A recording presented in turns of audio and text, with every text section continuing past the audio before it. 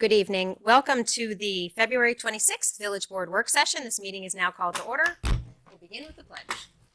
I pledge allegiance to the flag of the United States of America and to the republic for which it stands, one nation, under God, indivisible, with liberty and justice for all. Alrighty. So, I have a ton of announcements, but I don't need to go first. Who else has announcements this week? I have not. I have what is not quite an announcement. It's more of a question.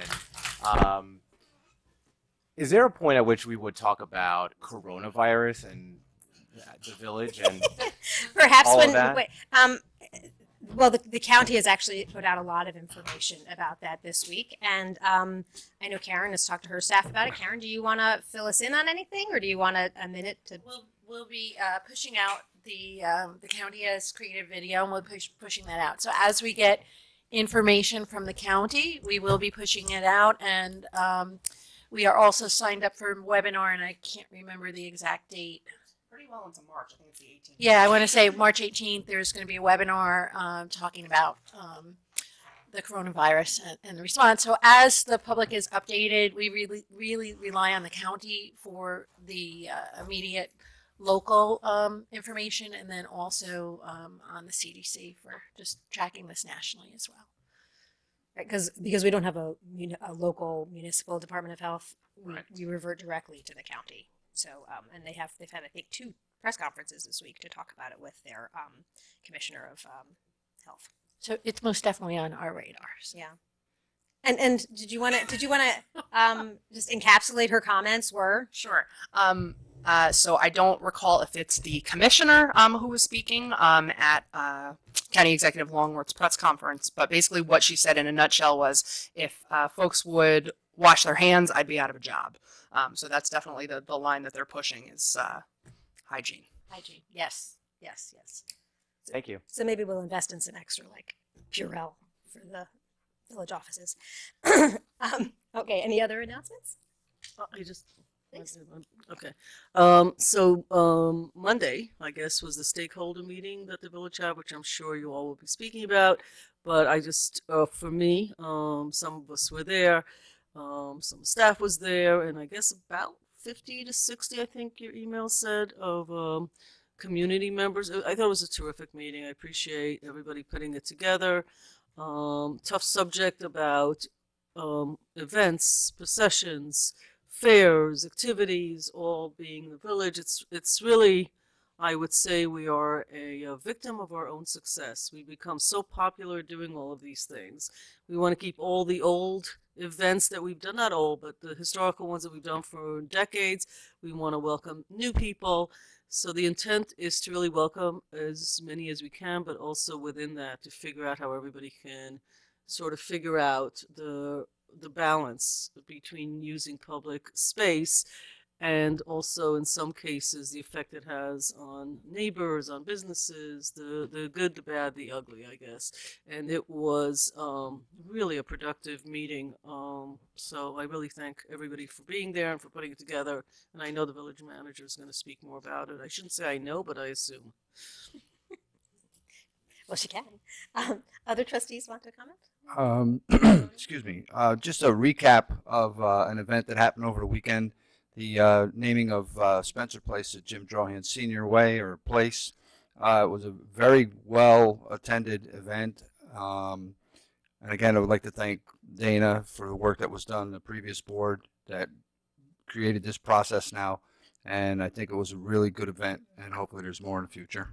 It was lovely, and thank you for handling the ladder truck. Oh. It was my first time in a ladder truck. It was a lot of fun, and I made it down safely. We were all of like 8 feet up off the ground. You It were in was my kind of hands. scary. Yes, literally. I was in your hands with the family. It was lovely. No, I don't have anything. Thank you. It is a very good week for Mother Earth. I have a few updates. On Sunday, it is March 1st, and that means I got one of these free things today. You've probably got 400 of these in your house too. They're reusable bags.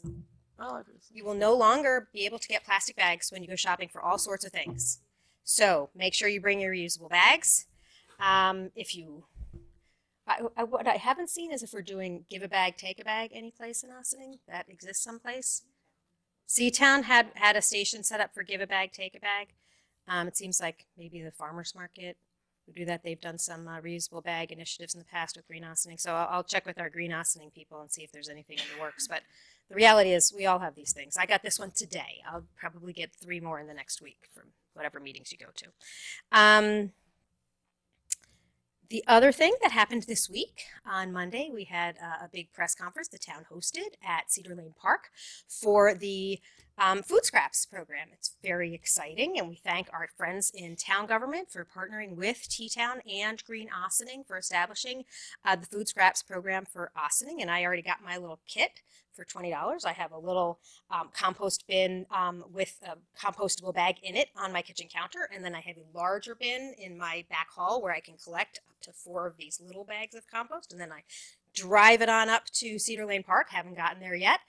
Drive it up to Cedar Lane Park and dump it in these big toters that will then be carried by the compost truck that they've from Suburban Carting, and they'll take it to Ulster County and turn my food scraps into compost and bring it back to Mother Earth and take it out of the food stream.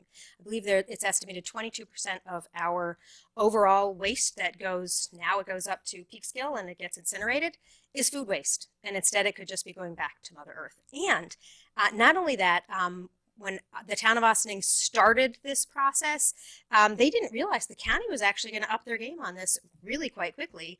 And the county has a few different phases, but pretty soon they might be doing pickups around the county. And ideally, there will become a location in Westchester County where the compost can be taken rather than being trucked up to Ulster County. But this is a first step. I'm very excited. So I encourage you to go to the Ossining Composts .org, I think, website, but go to the town of Ossining and look for just Google Ossining Composts, and they can tell you, I believe it's Monday, Wednesday, and Saturday, when you can go to the Cedar Lane Arts Center, pick up your cute little kit, and get started with composting.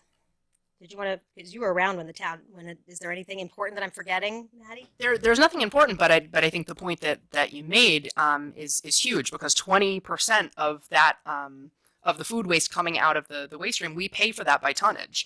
So, it's actually saving the municipality money too. Right now it's being funded by a grant, but it's saving us on our hauling costs to be removing that from the waste stream. So it's very good. I just I was just going to ask something real quick in relationship to that, and I know this is being geared by the town, but do they have anything in Spanish?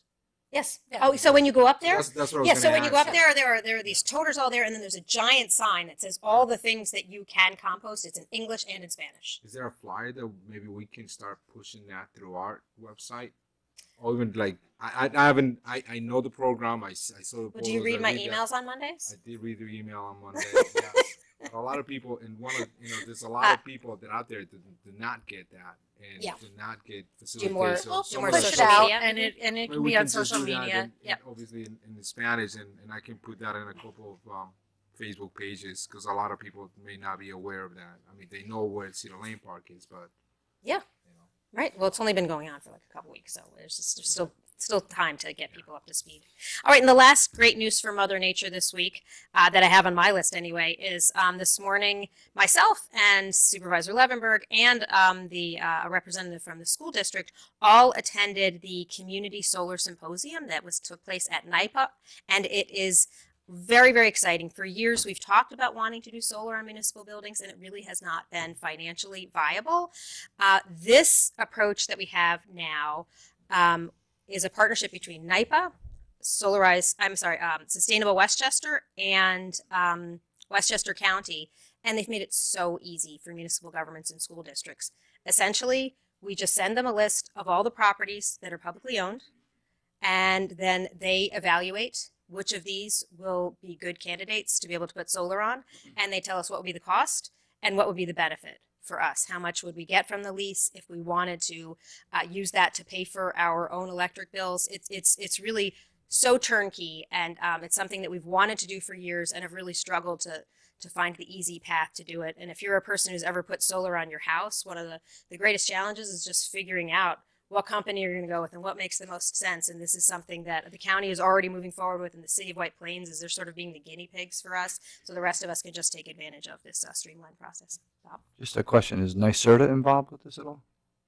That may be some of what makes it affordable. I'm not sure. It seems likely since it's it's definitely taking advantage of incentives. But okay. Then I just have 2 big calendar items. Next Wednesday, March 4th, please join us at 5 p.m. at the Broadway Bridge.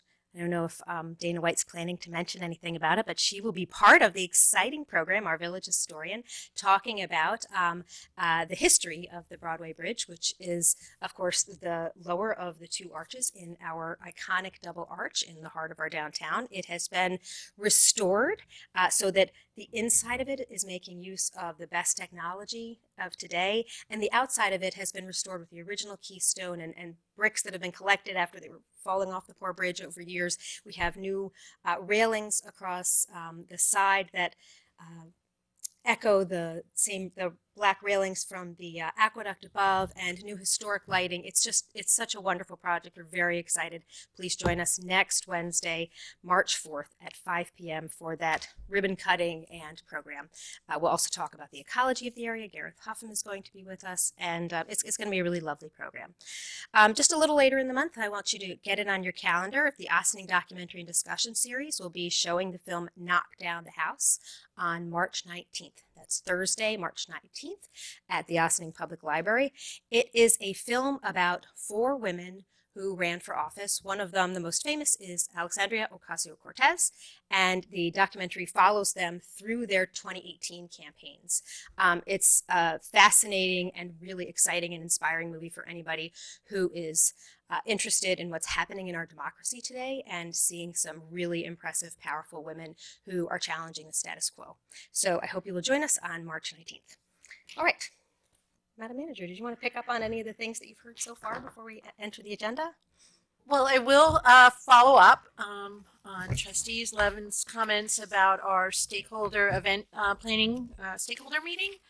It was very well attended. We got some great feedback. We'll be analyzing that feedback and considering it as we go forward with recommendations. So towards the end of March, I believe we're on for the last work session in March to present proposals that are based on community input, on things that we have learned in terms of best practices, analyzing what other communities in Westchester similar to Ossining do, as well as what's happening nationally as events become more and more of community-based events become more of economic drivers for bringing people to different towns and villages and cities, and also showcasing whether it's craft breweries or restaurants or different things that are going on. So it's really a great opportunity for us to enhance what's happening, to facilitate more events, but also do it in a way that we're making sure that we're responsible, safe, that we're using public funds appropriately, and that we're really sharing events throughout the community for the most benefit and impact. So it was a great event. We were so thankful for the people who took the time to come out and be with us and share their thoughts. We all got some thoughts afterwards. People wrote some ideas. So we will continue. And I think this is also a great forum because we are going to have more points to discuss with the community as we do our parking study comprehensive plan. And what we found is that we got a very good response, and we hope to continue that engagement as we discuss other issues of development and things that are valuable to our community. So, and on that note, I think we are ready to start our program tonight. I would like to introduce our village historian, Dana White, and Joyce Chirac-Cole. They will be discussing the importance of diversity and why those voices matter in our community. And I think Dana's actually going to start with just an update. An update Historian first? report. Yes. Okay, so yes, with the report first and the historian report, but then also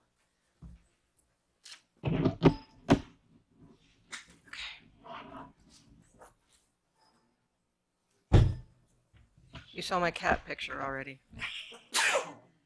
Bless you. Bless you. Thanks, Karen. It's good to be here tonight with you to bring you up to date on what the village historian, the office of the village historian has been doing. It's actually a spare bedroom in my house. It's the office of the village historian. But and then after I'm done giving you an overview of what I've been doing and what I'm going to be doing this year, Joyce Sherratt-Cole will talk about her journey with local and personal history, which is different than mine. So the position of municipal historian is a mandatory post. The New York State Historians Law 57.07 was adopted in 1919, and it mandates that a historian be appointed for every municipality. There are 1,641 historians across the state. Ossining has 2 of them, Scott Craven for the town of Ossining and myself for the village. This volunteer position is reappointed annually. So I'm in my 6th year as village historian, and as such, I've done my best to adhere to the 4 state-defined responsibilities: research and writing, teaching and public presentations, historic preservation, and advocacy and tourism promotion. I frequently collaborate with other historic entities and groups in Ossining. Every village historian brings his or her particular skill set to the task, and in my case, I've applied my background as a journalist and a storyteller to bringing Ossining's history to life. So I'd like to run you through what I've done over the past couple of years and what I plan to do this year, as always assisted by my faithful and super helpful sidekick, Scout.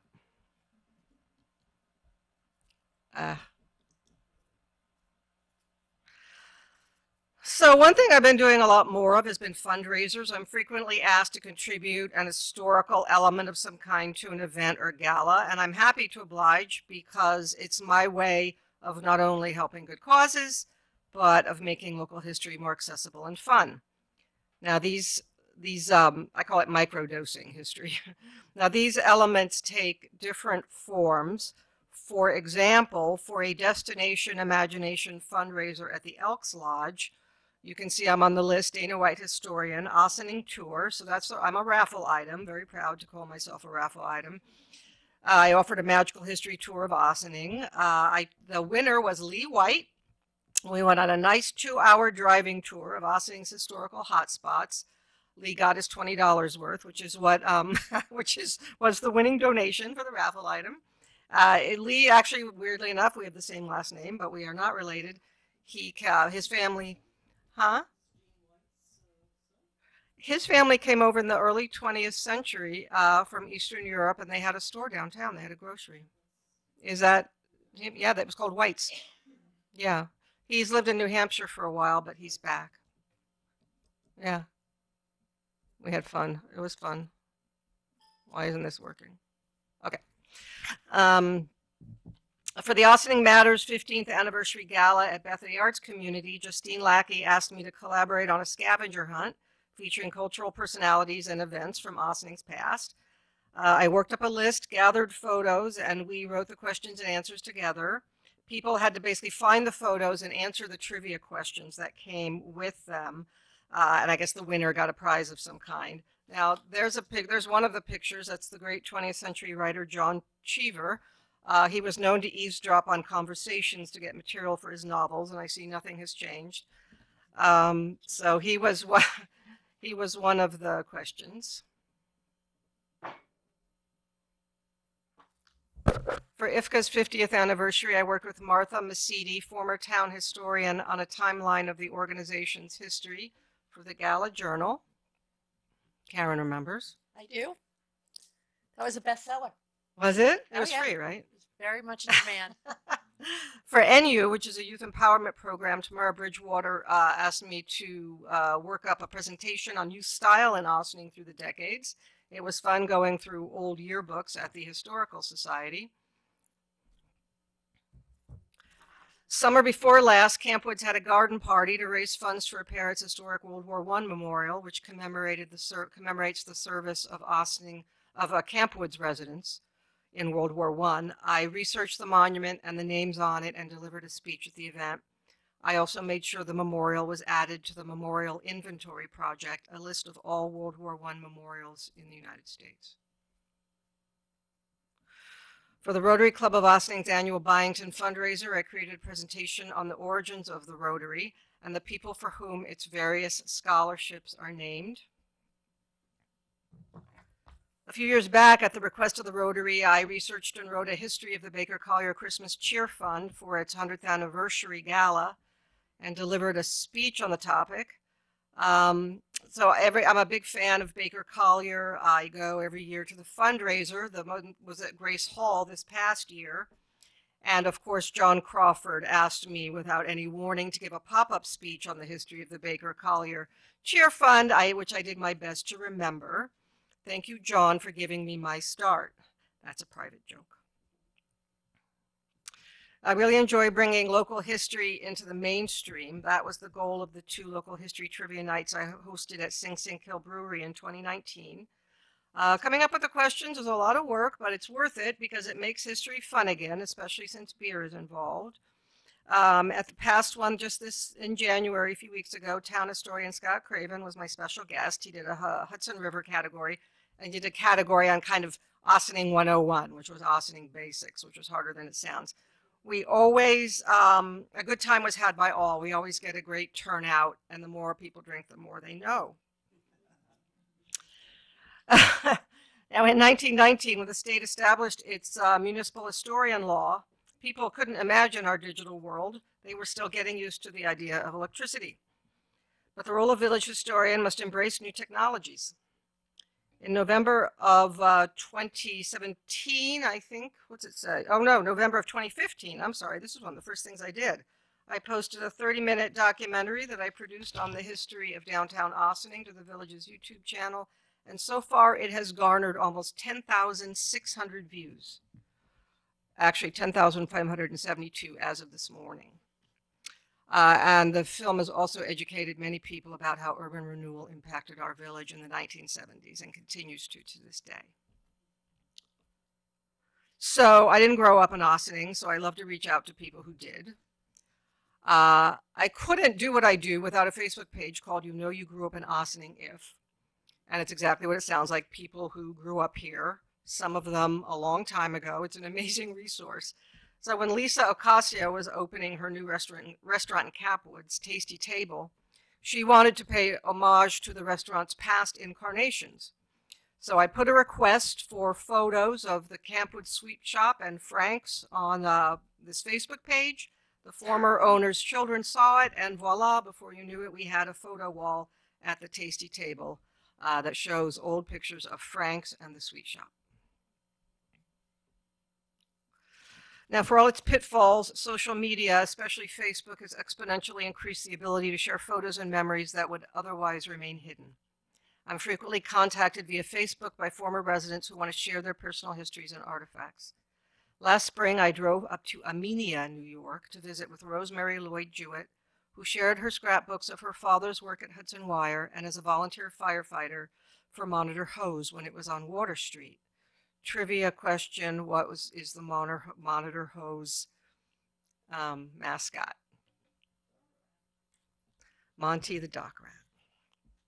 She asked me to write a Facebook post about the visit and about her family that she could share with her grandchildren on Facebook, and I happily complied.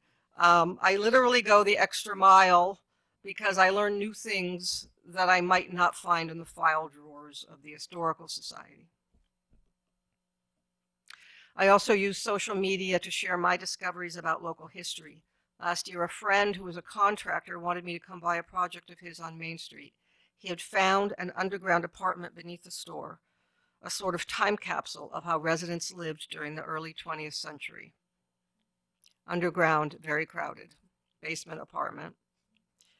Now, the entrance, the sidewalk was lower in those days. So I documented the site and I shared the photos on Facebook. And yet we don't know who lived there. We can assume they worked for the store. So long image-driven presentations have kind of become my specialty. The presentation on the Ossining waterfront was inspired by the 8 history panels I did for the kiosk in Henry Gourdine Waterfront Park that went up in 2017. I think, Paul, you sent me that picture of the woman looking at them, reading them. So that inspired a presentation that I then took all over the place. I gave a version of it at several venues, including the Croton Library, the Ossining Boat and Canoe Club, Shattamuck Yacht Club, and the Elks Club. I love presenting at the Elks Club because they put my name on the chalkboard. Dana White tonight. I'm going to do like a stage play that says that. So last year I added Croton Avenue to the list of Ossining Village streets I've done histories on.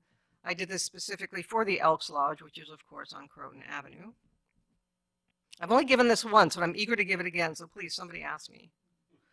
There's a lot of work, and I like to give it multiple times. We always get a good turnout at the Elks. It's one of my favorite places to present. There's some people there you might recognize.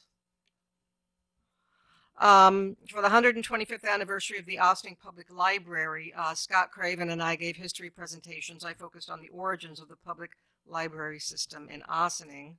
We've actually had 3 library buildings. This was our first, our 1914 Carnegie Library that was torn down in the late 60s, for the second library building, which was torn down for the third one, which we now enjoy. To mark the 100th anniversary of the 19th Amendment, which granted women the right to vote, I put together a Milestones in Political History presentation, 150 Years of Rebels, Warriors, and Badass Women. It was very inspiring. This looked at the suffrage movement and the rise of female politicians in the 20th century. Rika, I think you're the first person to mention to me that we were going to need something like this. And I listened. I listened. I retooled the presentation as a speech for Assemblywoman Sandy Galiff's suffrage event at the Ossining Historical Society Museum last fall. I collaborate with several history groups in the village. The Ossining Historic Cemetery, I sit on the board of most of them as well, so I have to do stuff for them. The Ossining Historic Cemetery Conservancy has kept me particularly busy. This is the new website, very nice. We have some great people on that board. The biggest project of the last couple of years is the Dale Heritage Trail. This is a group of signs that are at the grave sites of notable people buried there. The signs were written by Martha Masidi and myself. There are 37 in all, and I encourage people to check it out this spring at Dale. We did kind of 2 waves of signs. This was the day the first set arrived at Dale Cemetery. It was kind of like Christmas. We unwrapped them. We were so excited. So here's what one of the signs looks like at the gravesite of River Captain Jacob Jenks. Another thing that happened with the Ossining Historic Cemeteries Conservancy concerns this 18th century headstone. OHCC members Jane Botticelli and Patty Bassick discovered a broken sandstone marker in Sparta Cemetery, and with the help of Martha Masidi, identified it as belonging to the infant son of Isaac Van Wart, one of the 3 Patriot militiamen who stopped Major Andre in Tarrytown, thus foiling British plans to take West Point during the Revolution. The stone was stolen from the old Dutch burying ground in Sleepy Hollow decades ago. It has been returned to its rightful place. Now my job, I actually wasn't involved in this at all, but my job was to write about it. The article was published in the Hudson Independent's Halloween edition, and it is also slated to run in the Bulletin of the Association for Gravestone Studies. So I can now strike that off my bucket list. Also last October, look, I'll take any publication I can get. Not proud. Also last October, the OHCC and the Jug Tavern of Sparta joined forces for a tour of Sparta Cemetery called Stories in Stone. Scott Craven and I told the stories of about 25 people buried there. Now, Sparta is a fascinating and important piece of land where 36 veterans of the Revolutionary War are buried, not to mention the Leathermen. Now, the morning tour was dry. The afternoon tour was not. But we persevered. We had a great turnout nonetheless. We got wet, but we had a lot of fun. If you're wondering if this was a lot of work, the answer is yes. It was 3 solid months of research and writing. I have a big dining room table, but I enjoy doing this because I always learn so much. One of my goals as a journalist is always to find a fresh story in old material. So that's what I tried to do here, and I think it worked. So an area of particular interest for me is Sing Sing Prison. Over the years, I have given presentations on its history from Maryknoll to Greenburgh to Newburgh. The prison's history is Ossinings's history. At one time, a large part of our village, including Nelson Park and the Park School property, belonged to the state prison. Our village prospered in the 19th century thanks in large part to the prison and the business and people it brought here. After the arrival of the electric chair in the late 19th century, the village changed its name from Sing Sing to Ossining to distance itself from this controversial institution. Scott Craven and I like to joke that maybe we should change the name back to Sing Sing, but I don't think that's going to happen. So it is a story rich in 200 years of history. It touches upon everything from capital punishment to popular culture to prison reform. It's a story I enjoy telling to whatever group or library asks to hear it. I have quite a flyer collection going. For the Jug Tavern, I talked about the prison's connection to Sparta, and I subsequently presented that in Briarcliff as well. So I sit on the board of the Sing Sing Prison Museum, and in the fall of 2017, I constructed a 20-minute version of the prison's history to present at 7 libraries around Westchester County. It was a joint project of the Westchester Library System, the Sing Sing Prison Museum, and Historic Hudson River Towns, with funding from the Westchester Community Foundation. The program was called Community Conversations, Criminal Justice, Yesterday and Today, and also included a panel discussion at each venue. The best part is that I can now say I have presented at the Ossie Davis Theater in Yonkers. So all of this is maybe something of a go-to person for Sing Sing content. If you're traveling on Amtrak, you can listen to my interview about the prison on the Hudson River Train Tour app as you pass through the prison grounds. It's actually apparently one of the more popular ones, which is more about Sing Sing than it is about me. Now, historic preservation is part of the municipal historian job description. In my opinion, it's the most challenging part. I am one of 7 members of the Historic Preservation Commission, a land use board whose origins date back to 1975. The HPC issues certificates of appropriateness for exterior changes to the downtown historic district buildings, as well as Sparta Historic and Architectural Design District. It bears reminding that the original urban renewal plan called for the total destruction of downtown Ossining. Fortunately, we escaped with half of our Main Street intact, and today it is one of the architectural jewels of Westchester County and a source of great local pride. The irony is that while human beings build these wonderful structures, they tend to outlive their creators, and it's up to subsequent generations to protect and preserve them. Let's just say you win some and you lose many.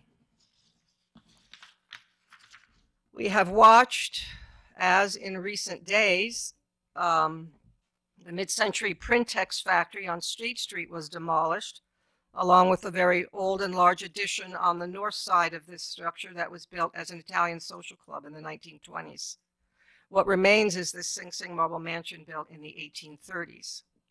Because this building is locally landmarked, the developer will restore the Smith Robinson House as the centerpiece of its new apartment complex called Hudson Crest. So that's a rendering of the buildings that are kind of, the new buildings will be kind of attached to the clubhouse. There's actually an analogous situation to this at Avalon Bay, where they also restored the old Kane Mansion and did a really stunning job, and it's now a clubhouse. So this is a trend in adaptive reuse of historic buildings that is, it's a good thing. Now, during the demolition, the developer took great pains to leave the building unharmed. And why do we want to save it? Because it's part of the narrative of our village. It is a reminder of the long ago days when prisons were profit centers and inmates labored to make money for the state. This is one of 3 remaining mansions built of Sing Sing marble in the village, quarried by prisoners, built by prisoners for a wealthy landowner. It is utterly unique in the state of New York, if not the country, and while it looks a wreck today, it can be saved and adaptively reused for the 21st century. So what does 2020 bring for the office of the village historian? Well, I've been busy already. For the honorary street renaming of Sherman Place, I interviewed the family of James Drohan Sr. and wrote a report that provided the factual basis for this honor. The unveiling happened on last Saturday, as Bob said. I also got to see James Drohan Sr.'s very cool collection of firehouse memorabilia. On March 4th at the river cutting for the newly restored Broadway Bridge, I'll deliver a short history of the lower span, which actually shares a pedigree with Central Park. The Ossining Children's Center is celebrating its 125th anniversary this year. That is a photo from when it was on State Street, and it was combined with a home for senior citizens. I'll be meeting with the Children's Center to discuss what I can do to help. There will be a third history trivia night, this one a special Hollywood edition. Anybody know who that is? That is movie star Anne Francis, who was born in Ossining. It's not just all about Peter Falk, you know. This big project, Manny, will be Spring Street Deconstructed. This was Trustee Quezada's idea. He brought it to me a couple years ago, and I promised Manny we're going to get it done in 2020. The idea is to show the entire length of how Spring Street evolved over time with photographs and text. It's actually pretty mind-blowing. So this is a picture of Spring Street before urban renewal. So this is all empty lot, all gone on the left and mostly gone on the right. Another project I've been working on for months now, and which will come online in 2020, is the Historic Hudson River Towns mobile audio tour. This will be accessible via the Travel Stories smartphone app. It is funded by the New New York Bridge Project. The tour will tell the story of communities up and down the lower Hudson Valley from Tarrytown to the Bear Mountain Bridge, including Ossining. So lots of people are working on this. I've been working on the Ossining part. I helped choose the 4 sites that we have for the town and village. I wrote the script, curated the images, and enlisted town historian Scott Craven to narrate it with me. It's pretty cool technology. It's a GPS-enabled app so that when you drive past a location and you pass through this cool new term I know called a geofence, it triggers the app, and then you start hearing a story about what you're looking at. Yeah, it's free. So hopefully that'll go online. It'll go online this year, hopefully by the summer, just in time for the driving around tourism season. So my most recent presentation was at Park School on January 31st. This was actually a highlight of my tenure as village historian. My friend Sherla Takuru is here tonight, president of OPAC, Ossining Parents Advocating for Their Children. Did I get that right? Collectively. Recommended me for a presentation called Unity Through History. It was designed in part to counteract signs of intolerance that had appeared in our village. Working closely with Marcella Levin, director of Park School's Parent Leadership Institute, we created a program that focused on the different waves of immigration to Ossining through the centuries. I recruited Scott Craven, town historian, Joyce Sherratt Cole of the Little Birdie County Genealogical Society, and Rotary President Marcia McNeil, who emigrated from Ecuador in the 1960s. Felix Flores contributed his invaluable knowledge as well, and Ro Moran was our translator. So here we are. We took turns talking. Ro was a heroic translator, and then in the other room, Marcia McNeil was talking about her journey to Ossining from Ecuador, and Felix was in there as well. So it's the first time, to the best of my knowledge, that a history presentation like this has been simultaneously translated into Spanish. We showed that no matter who we are or where we came from, people have always come to Ossining for the same reasons. In telling this history, we focused on our commonalities. I could see how our local history at that moment can build bridges between people. So here's everybody who was involved: Scott, Joyce, me with my eyes closed as usual, Marcia, Ro, Marcella, and Felix. This presentation was so successful, it is being considered as part of a school district curriculum going forward. So diverse voices matter. Different perspectives matter. The best people, most of the time, to curate and tell their own histories are the descendants of those who lived that history. That's why I invited Joyce Sharrock-Cole to speak tonight. She also sits on the Historic Preservation Commission, and she is very involved with the Little Birdie County Genealogical Society, which she's going to tell you about. I've known Joyce for several years. I'm a big fan of her work. She gives a lot of presentations. She's got one coming up on March 7th, which is going to be very cool. Joyce was born in, unlike me, was born and raised in Ossining and is a cousin of one of our favorite sons, the late Sonny Sharrock, the jazz guitarist who also happens to be on the Dale Heritage Trail. Joyce's grandfather and Sonny's father were brothers. So without further ado, I will introduce Joyce. Now I have to bring up her, how do I escape? Escape from Sing Sing. There's no escaping, so now we just need to go to hers.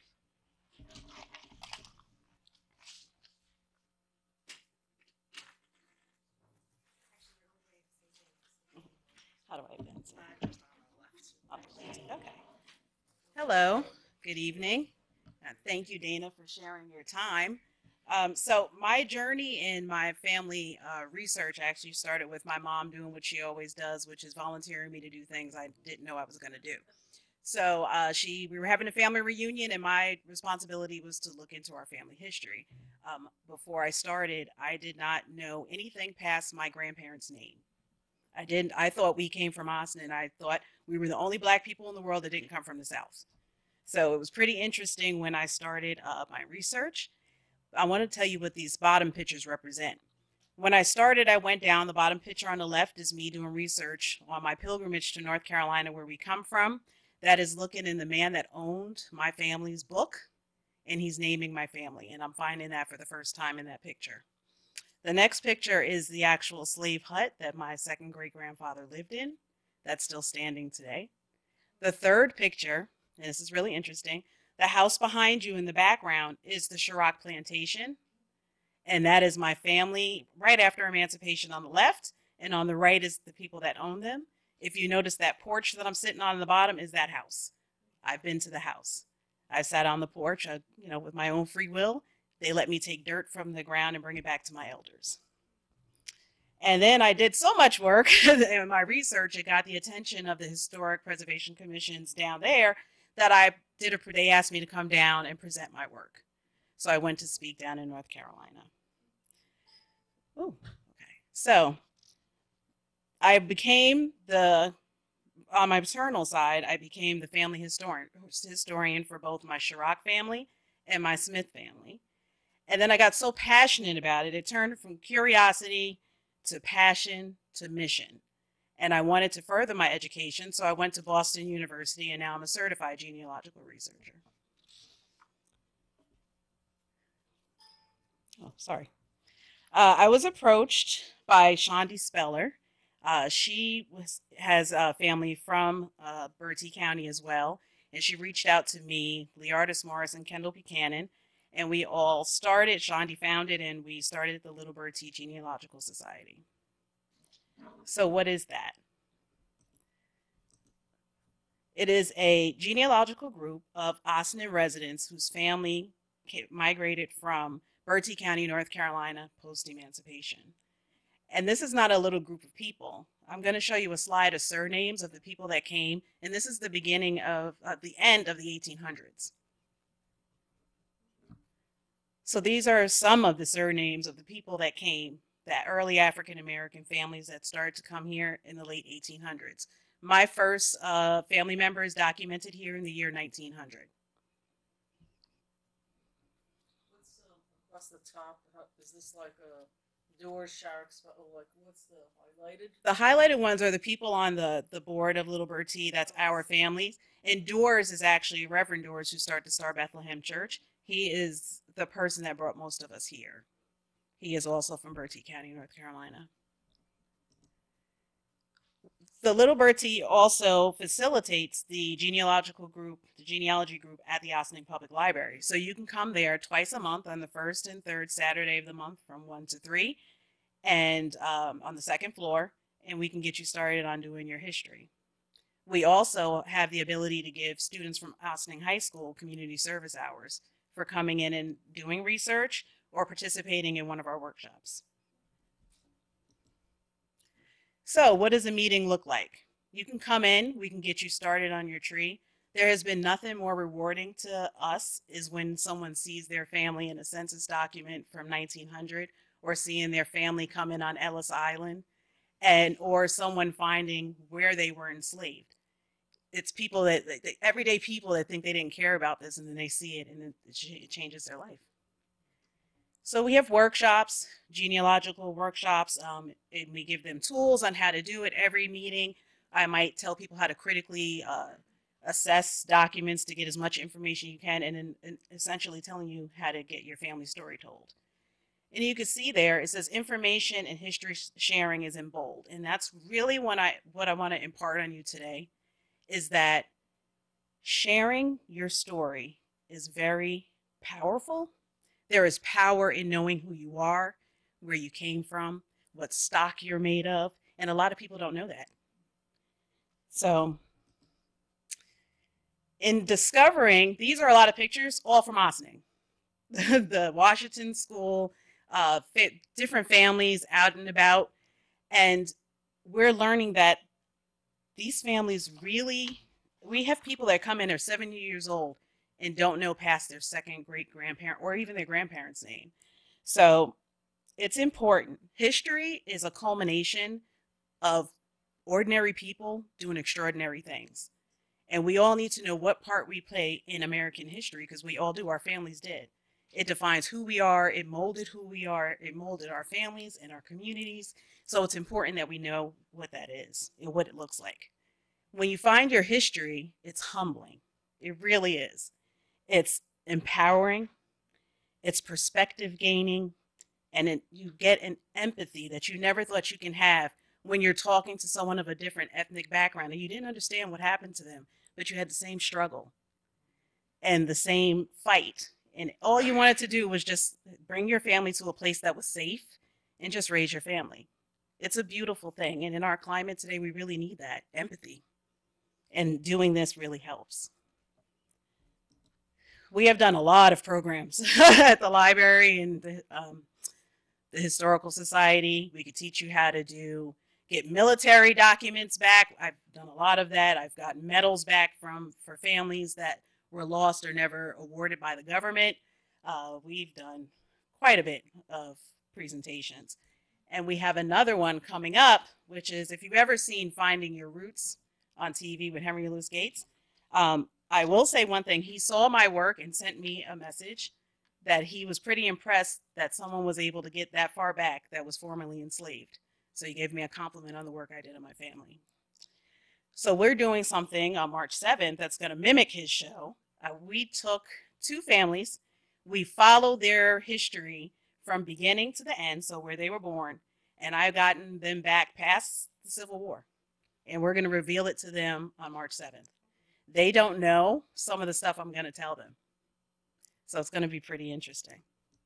So thank you for listening. That is the group of Little Bird Tea, and one of the ladies that helps us from North Carolina. So thank you.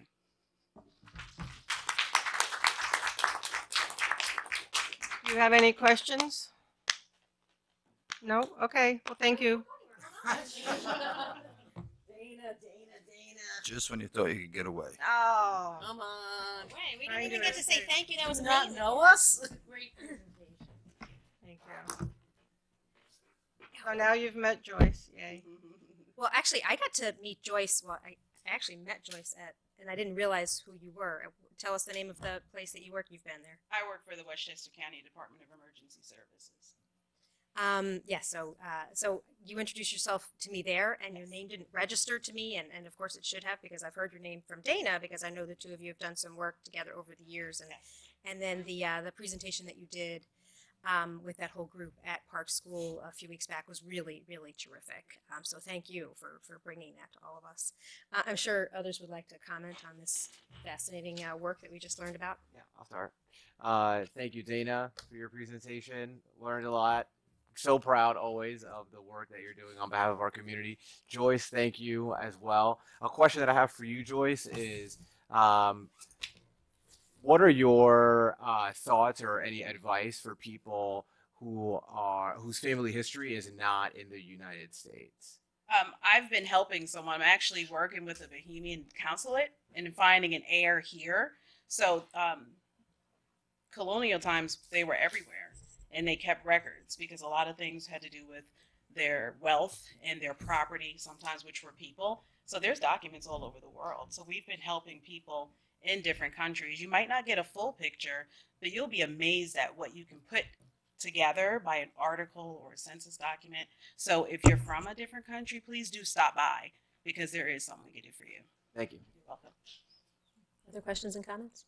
I was just going to ask the same question because we have a lot of the immigration in here, so thank you. But no, Dana, thank you so much for all the stuff that you have done. I guess you have a lot of free time on your hands, I see. Joyce, it was very Help you, informative. Manny. To help you. 3 You're years gonna in do the, it. just 3 years in the making. I'm just working on it. I'm just I'm saying. working on it as No, we but speak. it's true. I want to say thank you to Dana because I brought that idea a couple years back, and we start putting some stuff together, and I have something, and I think with your help, and I think part of it we're gonna be merging with the HPC, or try to help with that, and I think start something. The idea was talking to the chair of the HPC was with Adam was that we want to start with this, but we want to do other neighborhoods, different history of that, and I think that's something a legacy that we can create at that, and maybe George, you can help us out with some of that stuff. Now that you like to do research in the I love history it. of the people that I think live in Hunter places. Street would be an excellent Yeah, street. I agree. That's one of the Elijah Hunter is a fascinating story. State Street, some of the stuff. I think it will be very cool to see. But no, I want to Basically, thank there's you. an endless amount of research Not that much. we want There's to a street, do. there's Just a- in your free time. I like it. Just- Okay. just- I'm not yeah. doing anything else this year, right? No. But thank you so much. I appreciate that. Thank you. So I've seen Dana's work, which is just terrific. It's the first time I'm seeing your work, so I really I knew the story of the North Carolina movement, like I've read about it, but seeing the pictures, and it's got to be amazing to be sitting in North Carolina porch. Like there must have been like almost a spiritual connection to family. So, and you could actually see it jump off the screen. So I very much appreciate it.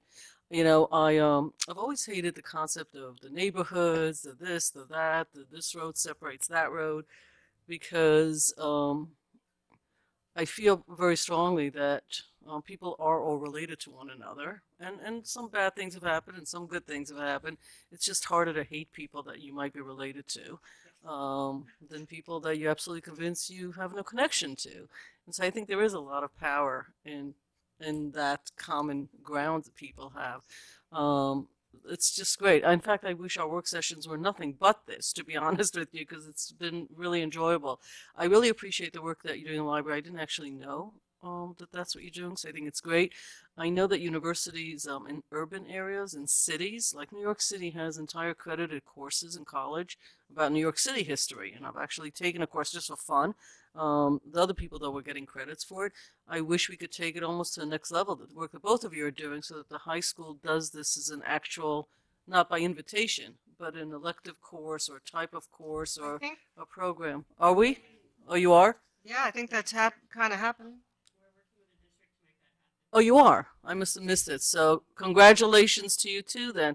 I think it's fantastic because it's almost should be like an AP level course of research, because universities do actually teach in Boston and in Washington, and that's what this is. I mean, it's that kind of, you learn the history by learning, and this stays with you, unlike most of the history books I read that didn't actually stay with me too well, but this actually, I think, does, right? Stay with you forever. It changes your life. Yeah, it's fantastic. I'm totally moved. So, and as a board of trustee, you're not asking for anything, but I do like to ask when people present at a work session if there's something that we can do to help you, and both of you. I mean, I know you're the village historian, but if there is something, whether today or if you think about it, it would be good for us to know if there's something that we can do to make this bigger, better, brighter, whatever the wording is, whatever the adjectives are, because I would be very interested in that. I know for the Spring Street project, I don't know, we may require some funding to do the actual presentation of it if it's in the scale that we are thinking. Well, You I know, we think- were thinking yeah. of it even as an installation. Yeah, well, right? the printing part, I mean, it all depends. I mean, I have a plotter 24 by whatever length we need. It's not a big deal. It's just more like maybe some additional, I mean, we can talk about that. Yeah. I don't think it's going to be that much, if anything, but yes. I was just saying that even when Christmas, what do you guys can go, no, it's not the Christmas. I mean, you don't have to do it this moment. It wasn't a trick question, but that is actually our role. Our role is to really help people in this community get to wherever they need to get to. That's part of the role. So I'm simply saying, maybe you leave tonight. If there's something, I don't know, you need an outdoor screen because you want to show the kids on an evening in the summer, whatever. I don't want to make things up and I don't want to find ways to spend money. I'm simply suggesting that please get back to us if there is something, because that I do have is one way. thing. Okay. So supporting our presentations is a good way because word of mouth has always been a good avenue of getting information to people. So particularly the March 7th, which is going to be so much fun. When people are finding out about their lives in front of other people, you're making yourself vulnerable. They don't know what I'm going to say, So supporting the event and getting the word out, especially to high school students, that they can gain community service credits. They need it to graduate. Is the March 7th event going to be televised? And Well, we do it- it. Yeah, Is that a conscious decision that it will not be? It was not. It was not a conscious decision. I would have to ask the two families if they wouldn't mind, but that would be a great thing because they are making themselves and their history open, and they were Yeah. pretty okay with it. Okay, well, Yeah. talk to them because I will. they don't even know what you're going to say. They don't It's know okay. what I'm going to say. So they I'm may excited. they There's may some good regret stuff making in there. I would Yeah. just like to point out that I did an ancestry DNA test, We're related. and Well, we already know that. We know that already. our backgrounds probably could not be more different. But my family history is quite fractured. But all of these secrets started coming out of the woodwork when you do one of those tests. It's really like secret daughters, secret da da da da. So, but there's no DNA involved in this, though. No, that is a component of what we do. I can teach them how to decipher through it. So I had to work my mother into her own. You look at me, my mom's 42% European. She was not expecting that. So there are surprises. There's some pleasant surprises, but that goes again to what I said, that when people start looking into this stuff, you realize how much we're similar as opposed to different. If we made that mandatory, I don't think there'd be too much prejudice. I think there's too much commingling. But it's a eye-opening experience when you do this. It's funny you mentioned that. I wasn't going to bring it up, but I just this last week asked my father, who has done some of the genealogical family trees for our family. I said, "Would you like to do the DNA thing?" He said, "Oh no, I like all the stories that my grandmother told me, and I don't want them being dispelled. They may just be stories, but they're my stories, and I believe them." So, anybody else Thank have any you. more comments? I just would like to, Dana, thank you. Very interesting presentation. The work that you do is unbelievable. And Ms. Chirac, this is eye-opening to me. It's, I think I might make a visit on a Saturday. Good. So, but thank you for everything. Very nice.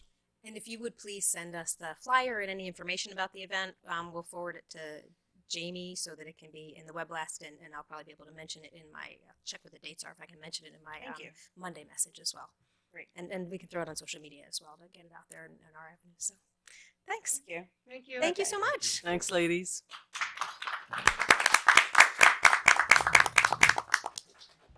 All right. On to Oh, boring stuff. slightly different things. Slightly different things. Equally exciting municipal government topics. I almost feel bad for Andy right now. But I'd like It's to got good news. It's good news stuff. Do It we have- is- do it we is have a good history stuff, of this but that was a leak tough act to follow. So I'd like to invite Do you have cool Um, pictures and stories, Andy? Our superintendent of water, Andrew Teese, up here. Andy's going to be talking about a proposal to perform leak detection services through our entire water distribution system. So I will Okay. give that over to you, too. You're not going Saturday to visit him to see anything, right? No. Okay. Good evening, board. Back in 2016, the village embarked in an agreement with New York City DEP, and the actual agreement was a water demand plan. And there were incentives. We were one of the first to actually sign on to this program. And it was funding for projects. One is the toilet replacement program. There is another part of that project, which would be a water main replacement that we're going to be doing in the next year. That is which is parallel to 9A between Stormytown Road and Croton Dam Road. And then the other part of the project was leak detection. This proposal is pretty important because New York City asked us in the last couple of weeks, is there any way we could ramp up our projects so that they can pay us faster? Meaning pay for this program. They would pay for this proposal, this work to be done. It's not normal that we would pay a contractor ahead of time of actually doing the work, but after speaking to Corporation Counsel and his research with NICOM, as long as we have a performance bond in hand, we can do that, and this company is very reputable. There's a lot of municipalities that use New York leak detection. We have in the past used Admiral Conservation Services, but after receiving pricing, this company is very interested, and it's a very aggressive price of $24,720.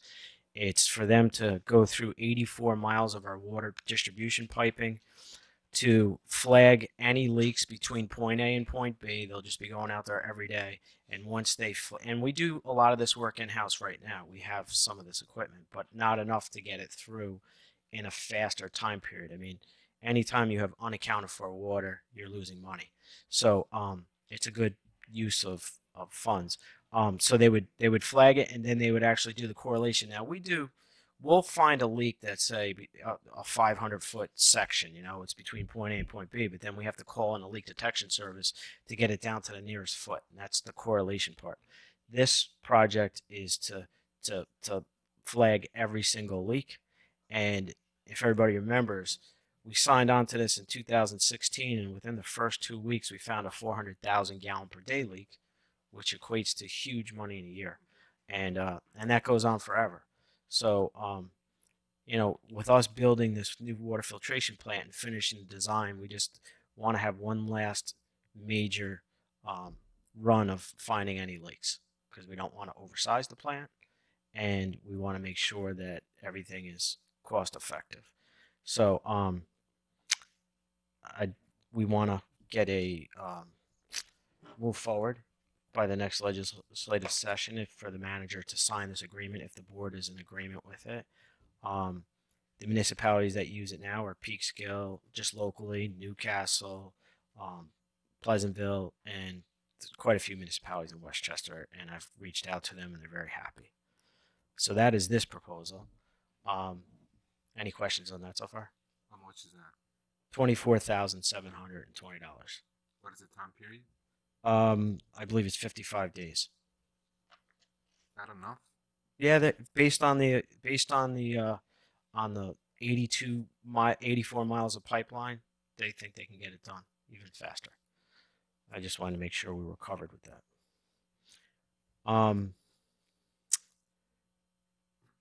Anything more on this? So let me just understand. It's 24,000, and do we pay it up front and then get reimbursed by New York Yes. City? So it's a net, no It cost. doesn't to cost us. the village anything. All right, great, I just even want better. Yeah, and the thing was that they're pushing to get this, or else we'd lose funding. Buried the lead there. This would go towards another, like, one of their projects, and I didn't want to lose our funding out of the original 300 and something thousand. That's something I remember this because that's something Yeah. that you brought up to the board, and I mean, Yeah, we have an agreement with another company that comes in on an emergency basis. But now let's sharpen the pencil for everybody. Let's see how we like this company. And So I think it's going to be very, awesome. So let's But see. you selected this company Yes. after deciding that this would be a good direction to go in. Correct. Okay. Correct. And it's going to be a more comprehensive and thorough and detailed exploration of the system than we've been doing to this point. Yeah, and it's going to be more comprehensive, but also using our own forces between our water main breaks and normal work orders and what happens in our distribution system. It takes a full year to get through the system. We're going to get through this in 55 days, and it's important to get that strong baseline right from the beginning, which we never had. We just kind of did it ourselves, and it's another set of eyes. Our guys are only trained in the last 3 years through their own training and what they've read. These are experts that do it every day. So let's see what they find. Okay. And it's going to tighten up the system. So we're not laying out any money, but even if we were, tightening up the system saves us money because otherwise we've got water that's already been filtered that is now just pouring into some out of some broken pipe somewhere. So there's really only benefit to this. So great. Is there any other questions people want to try and make sense of this? You got it? I just want to say how grateful I am. This is something that seems potentially seems mundane, but is incredibly important because all of this is underground and you don't see it until there's a problem. And if you can do work ahead of time, particularly being in the Northeast, a lot of the pipes and all those systems are old systems built on each other, and something like this can be incredibly useful. So thank you for your work on this. You're welcome. Just the information the statement of the sizing of the plant that's coming down the road. This is huge. It helps us immensely. So I'm 100%. Let's get it done. Great. So it'll be on the agenda for next week to direct the manager to sign the contract so we can move forward with it. And then we'll just be looking forward to getting our money back after it's done or whatever. They can't wait to cut us the check. They need to put the money, encumber the money. So great. That's good. Just a quick update on our water system. Yesterday we started the new powder activated carbon system. It's working great. We fed about 800 pounds last night of the powder activated carbon with the correct dose. New York City's MIB levels, we're 100% on New York City water right now. We wanted to test that fully instead of blending it with Indian Brook because we really want to see that this system is handling it at the worst case scenario. For right now, I mean, the MIB levels were down to 30. They were as high as 100, 2.5 months ago. So it's coming down about 1 part per day, but just based on history and in the last couple of months and how things are warming up, it's possible to have a lot more of these events, and we just want to be ready for it. So, did you want to say something? No, I just wanted to clarify that 30% was what the Croton Reservoir was at before you started the powder activated carbon system, right? So we don't have the results yet of. Yeah, we should. Just wanted to clarify. Yeah, so so last week it was at 35 MIB parts per trillion. It's going down about 1 part per day. So right now it should be about 30. We took the sample yesterday. We'll have the results on that tomorrow, and then on the raw in New York City before treated. Now today we took a sample of what's finished out of our filters, and we should have that result by Monday. So we'll have the raw, we'll have the finish, see exactly where we are, and we can let everybody know.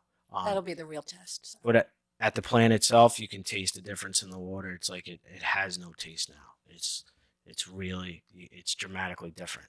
So in 24 hours. So it's great. We're very excited about it. I guess that's it. Thank you very much for that. Thank you. It's been, for people who are at home feeling like it smells and tastes weird and like there's nothing going on, I wish that people could have some sense of the tremendous attention that's been put on it and the thoughtful approach that everyone in our public works department has taken in partnership with working with New York City and working with the Department of Health to be able to figure out this system. And I know you were going to be sharing some of your results with New York City. They were curious to see how our approach went because we're approaching it differently than them, just Correct. out of necessity for some. And that's part of negotiations in the future. We're pulling all the costs together, and then we'll be sending something to them through the manager's office of what our true costs are. And I've shared raw water results, but I'm not shared. They wanted results of our jar tests and our dosages and all that, and I said that's premature right now because we need to get a little farther in our agreement. All right. Thanks. Thanks. Thank you. Thanks. Indeed. Yep. It's a good time to be letting the Indian Brook Reservoir refill. Tonight, it's nice. Oh, that's fantastic. Oh, we have more presentations? Yes, so now we want to talk, Cyprian Captain from Transitions Design and Architecture will be presenting his proposal for the design and engineering work for the elevator and roof at the Operations Center. So this is a time for the board to see what's being presented. We'll talk about the project, and if the board is supportive, we will also have a resolution next week to go forward with this work. So, thank you, Karen. Before I bring up Cyprian, I would like to do a little recap on my last presentation regarding this project to the board and the benefit to the public. Just letting him pull some stuff up on the screen there. Okay. So about a month and a half ago, I was in front of you all, and we talked about the existing capital project that was funded from a encumbrance from a carryover. It wasn't actually debt service that's funding what's in the project now. We will float a bond once we get ready to bid the project, because the project is estimated to be between $3 and $4 million, which was the original scope of the project. So we're right back to where we started back in 2017 when the capital project was first created in our accounting system. The main components of this project, which Cyprian will go over with you, is the roof replacement and the installation of a 3-stop elevator. So we're not here asking for any money this evening because the money exists already in the budget. There is over $305,000 in the capital line. The proposal that Mr. Captain is going to present this evening is within that, and I'll let him go over those details. And once he gets through his entire PowerPoint, we will of course take questions. So with that, Cyprian, turn it over to you. Hi, good evening. My name is Cyprian Captain. I'm an architect. I have a small office, Transitions Design and Architecture, like Paul mentioned. Transitions is because we're trying to get you from point A to point B. You guys have a headache and we're trying to solve it for you. Obviously the agenda of this presentation would be a brief introduction of the project. Then we'll review the project scope, and then the budget as it refers to professional services, and like Paul mentioned, questions and answers at the end. In introduction, the building has been around for quite some time, and it requires some repairs. Obviously, the roofs are not in very good condition, and besides the roof, we're going to have an installation of an elevator in the front part of the building that will serve the basement, ground floor, and the second floor. That should solve multiple accessibility issues in the building. In terms of who we are as a company, we're a small office. We worked with various schools in the state. We worked with City College of New York. I still work with them. Work with DASNY and various other private companies over the last 10 years.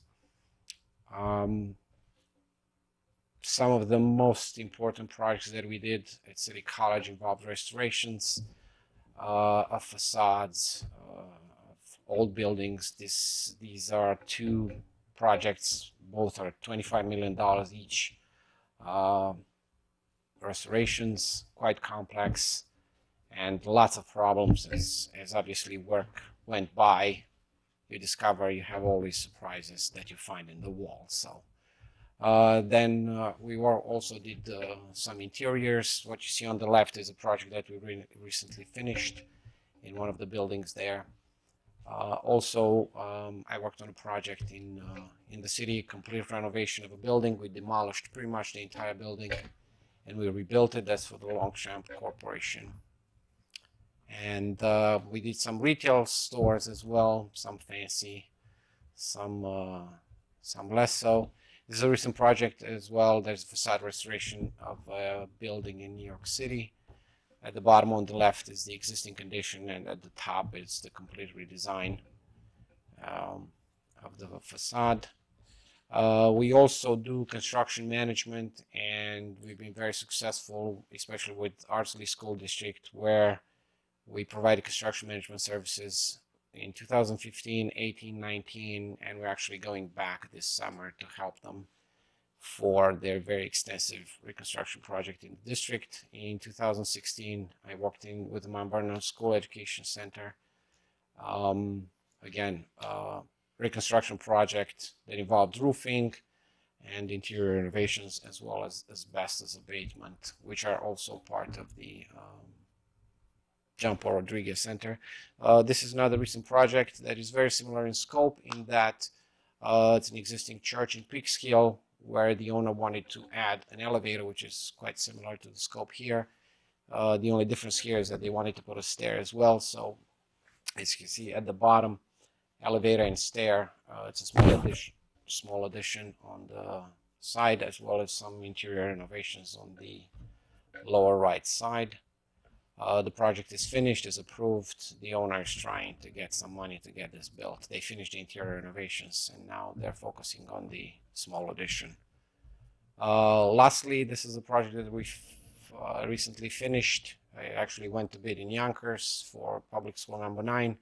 It involves some site work, some classroom renovations, extensive flooring replacement through the building. As you can imagine, a 100-year-old building had multiple layers of flooring over 40 classrooms. I can't imagine. You have a multitude of possibilities, and it's quite detective work to get it all put together.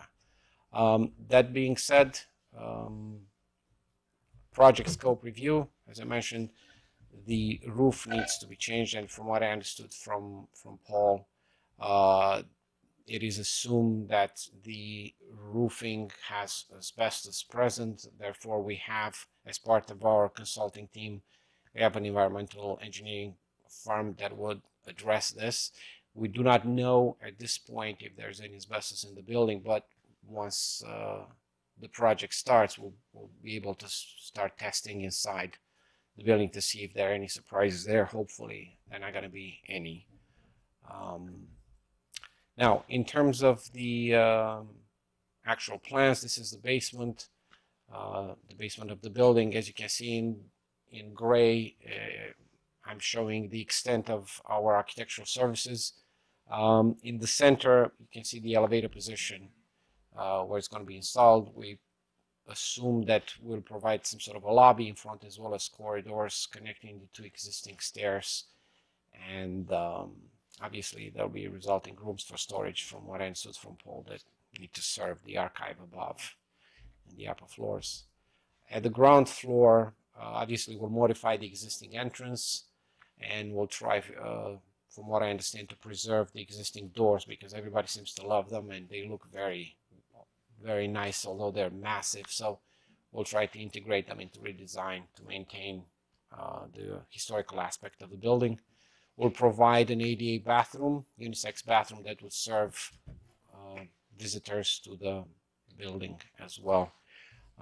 In the second floor, the renovation would extend, obviously the elevator would extend over the canopy. Again, a renovation of the corridors between the 2 existing stairs. And then finally, the entire roof replacement, with the exception of the building in the back. That being said, that's about it.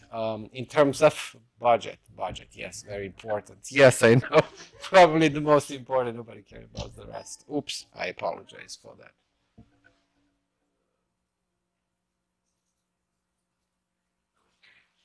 I apologize for that. Okay.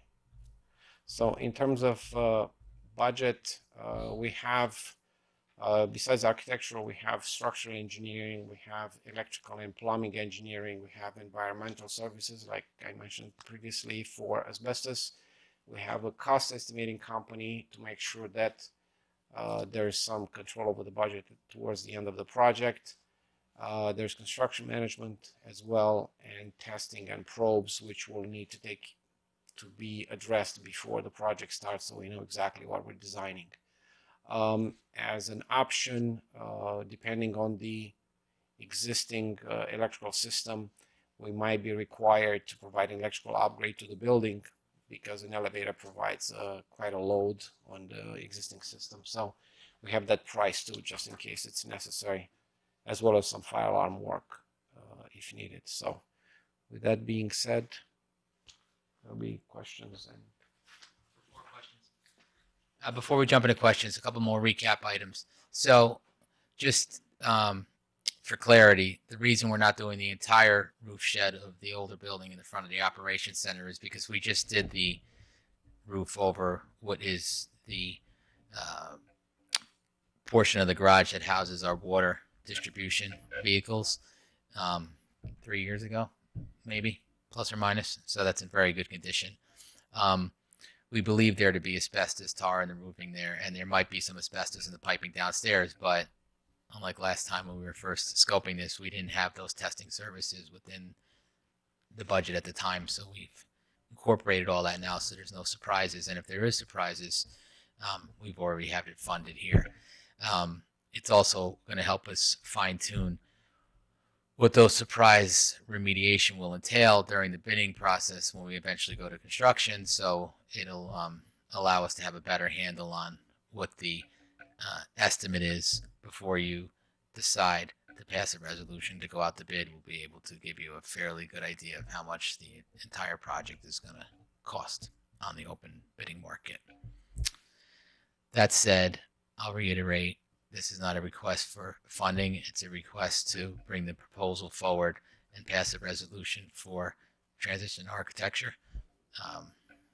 We still have some front-end work that we're working on after Stewart's review that I still have to coordinate with Mr. Captain's group, because our front end has some requirements that, you know, protect the village in certain areas of contract items that we have to incorporate, but they're really mundane. Most of it's in there because most of the documents used are standard AIA documents. So we will get there. If we don't get there by the next legislative session, we look to get there shortly thereafter.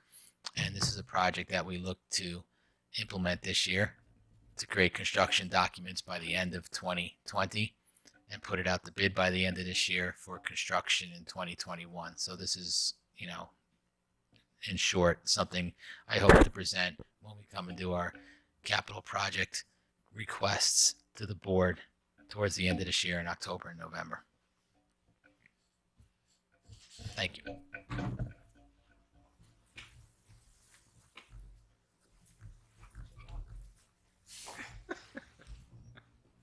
Why me? Almost to always say. starts this, not this. No, not on this. Come Go on. ahead. Go ahead, Manny. Thank you, Paul, for bringing this over. Thank you, Cyprian, for doing this presentation. I want to thank Karen and Stuart and Maddie. I did have an opportunity to meet with staff a couple weeks back, which were just kind of going over some of this the scope of work. I'm very pleased to be here tonight and actually seeing this particular project that being anyway. I would like to move forward with this. I don't have anything else to say. Wow. Okay. Will All right. anybody else have, I guess, anybody else have any questions and comments at this stage? I did. Thank you for the presentation. So this project has seesawed in different direction, which I actually think is fine. You know, yes, it does cost a little bit more money, but it's a big project, so you've got to like go through different journeys and say, yes, we want some here, some there. But I thought we settled on the elevator. So it's the elevator, some hallways, electrical, but then you mentioned the roof. And so I thought that we went back only to the elevator. Now we're back to the roof. So was that a part of our conversation during the budget Yeah. time? Did I miss that? In 2017, the project was originally scoped as a full roof replacement and three-stop elevator. Then it morphed, and now it's morphed back to its original scope. I don't ever recollect a time when it was just the elevator. It was always the elevator and the roof replacement. And just to clarify that, it was the roof at that time, 2017, and there was some minor work done in the garage where we were doing some of that equipment in there as well. Yeah. So it wasn't not just the roof. So we kind of scaled back down to some of the stuff that we were doing in the garage that we're not going to be doing, and some of the other stuff is just going to, that we just eliminated out of the scope of the work because of the budget that happened in 2018. The last budget meeting, I think, I know went through a lot of iterations. I thought we were down to the elevator, which was the original piece of that. And are you doing this solar ready? Because that was one of the iterations. I just don't know what number iteration we're talking about. So, Yeah. So I had discussed the original solar concept with the manager prior to making his presentation this evening. I know that some things actually came out of the seminar today with NYSERD and some programs that we're going to do in conjunction with the town. Whether or not we can incorporate that into the roof after this project is done is something that, we will see whether it happens or not. But the roof will be still worthy of housing the panels, and we have to fix the roof first anyway. It's just that there's nothing that's going to be done as part of this project. The rear building is actually solar ready now, but again, that depends on. Garage? Yes, I'm sorry, the rear highway Garage. garage, the metal building, if you will. all right. So, And I'm sorry, just to add the one silver lining, if I may build on what Rika said earlier about the iterations, what came out of that really is with the administrative changes, if you will. There's some programming things that went along with that, and I know that Manager Dottori is thinking and rethinking, staffing and what have you, and what goes on with that building up there. And right now, this is a good place to be because we need the elevator regardless of what the ultimate plan is, and we need to fix the roof regardless of what the ultimate plan is. So having those two things in place make the implementation of really any plan that she's considering easier to implement. They talked today at the solar symposium about if you have a roof that in the next year or two you're planning to do some upgrades to, that can be incorporated into the timeline and what's anticipated in doing solar installation. So I know nothing about roof infrastructure other than if you're going to put solar on it, you do want it to be a relatively new roof that is capable of holding it. So I don't know if we're talking about a completely new roof or we're just talking about repairs and modest upgrades. And I would want to make sure that it was, truly going to last for, because solar installations are like 25 years. So. This is not a repair and upgrade. This is a complete strip and So that should be just fine then for solar installation. Thanks. Anyone else? Could you go back to the budget slide? Thank you. I don't know anything about this work. I assume most people watching who are not in the architectural or don't know anything about this work. Would you mind going through each one of these in very concise way, like a smart fifth grader? Just explain to me, what is this paying for? Okay, so starting with the architectural. So the architectural scope, like I said, requires the elevator. You saw interior renovations again in the plan. I'm gonna go back to actually. I'll say Mind the way. so you have interior renovations at 3 different floors, the elevator and the roofing. In terms of scoping of the budget, if you want, I would say 30 to 35% of that amount is for roofing. because it requires a lot of detailing. So in other words, we'll have the environmental consultant provide us with 4 probes in the field. We'll have the tectonic engineering providing tests in the building. So we're going to have to make a lot of holes to begin with, so we know what we're dealing with. Once we have the holes, we know how the building is put together, the roofing and everything. Then we start creating the details. So all of this happens over 3 separate phases. You have schematic design, in which we review all these probes.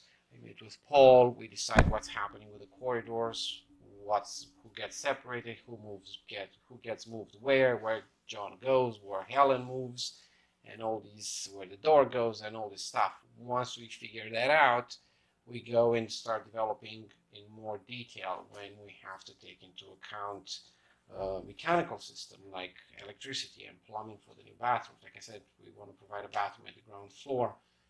And again, this is, in other words, we're expanding the scope. It gets more detailed. Again, I meet with Paul again. Sorry, just to interrupt, just so I'm clear. So that some of that goes to stuff and some of that goes to people. You mean the amount? The 79,500. That's that's the architectural fee to pay for all the work that needs to be put in, the amount of hours that needs to prepare all this work. There's no actual stuff being done stuff, here. Right, okay. No. It's This is people only for and the drawings. This is the drawings, the probes, people, yeah. and Yes. what they give us are the drawings and the Right. holes that they're And the explaining. big Design. specification that tells the contractor how to put things Right. together. So the drawings probably going to be as thick as this. Got So, okay. Yeah, but one point that I will make, that it's not all. It is all the vein of construction document. That's the end game. But there are some non-person hours in there. It's consulting hours, if you will. There's actually testing work that's done there, and that's the lines that are environmental quest and testing probes tectonic, which are subcontracted as part of his contract.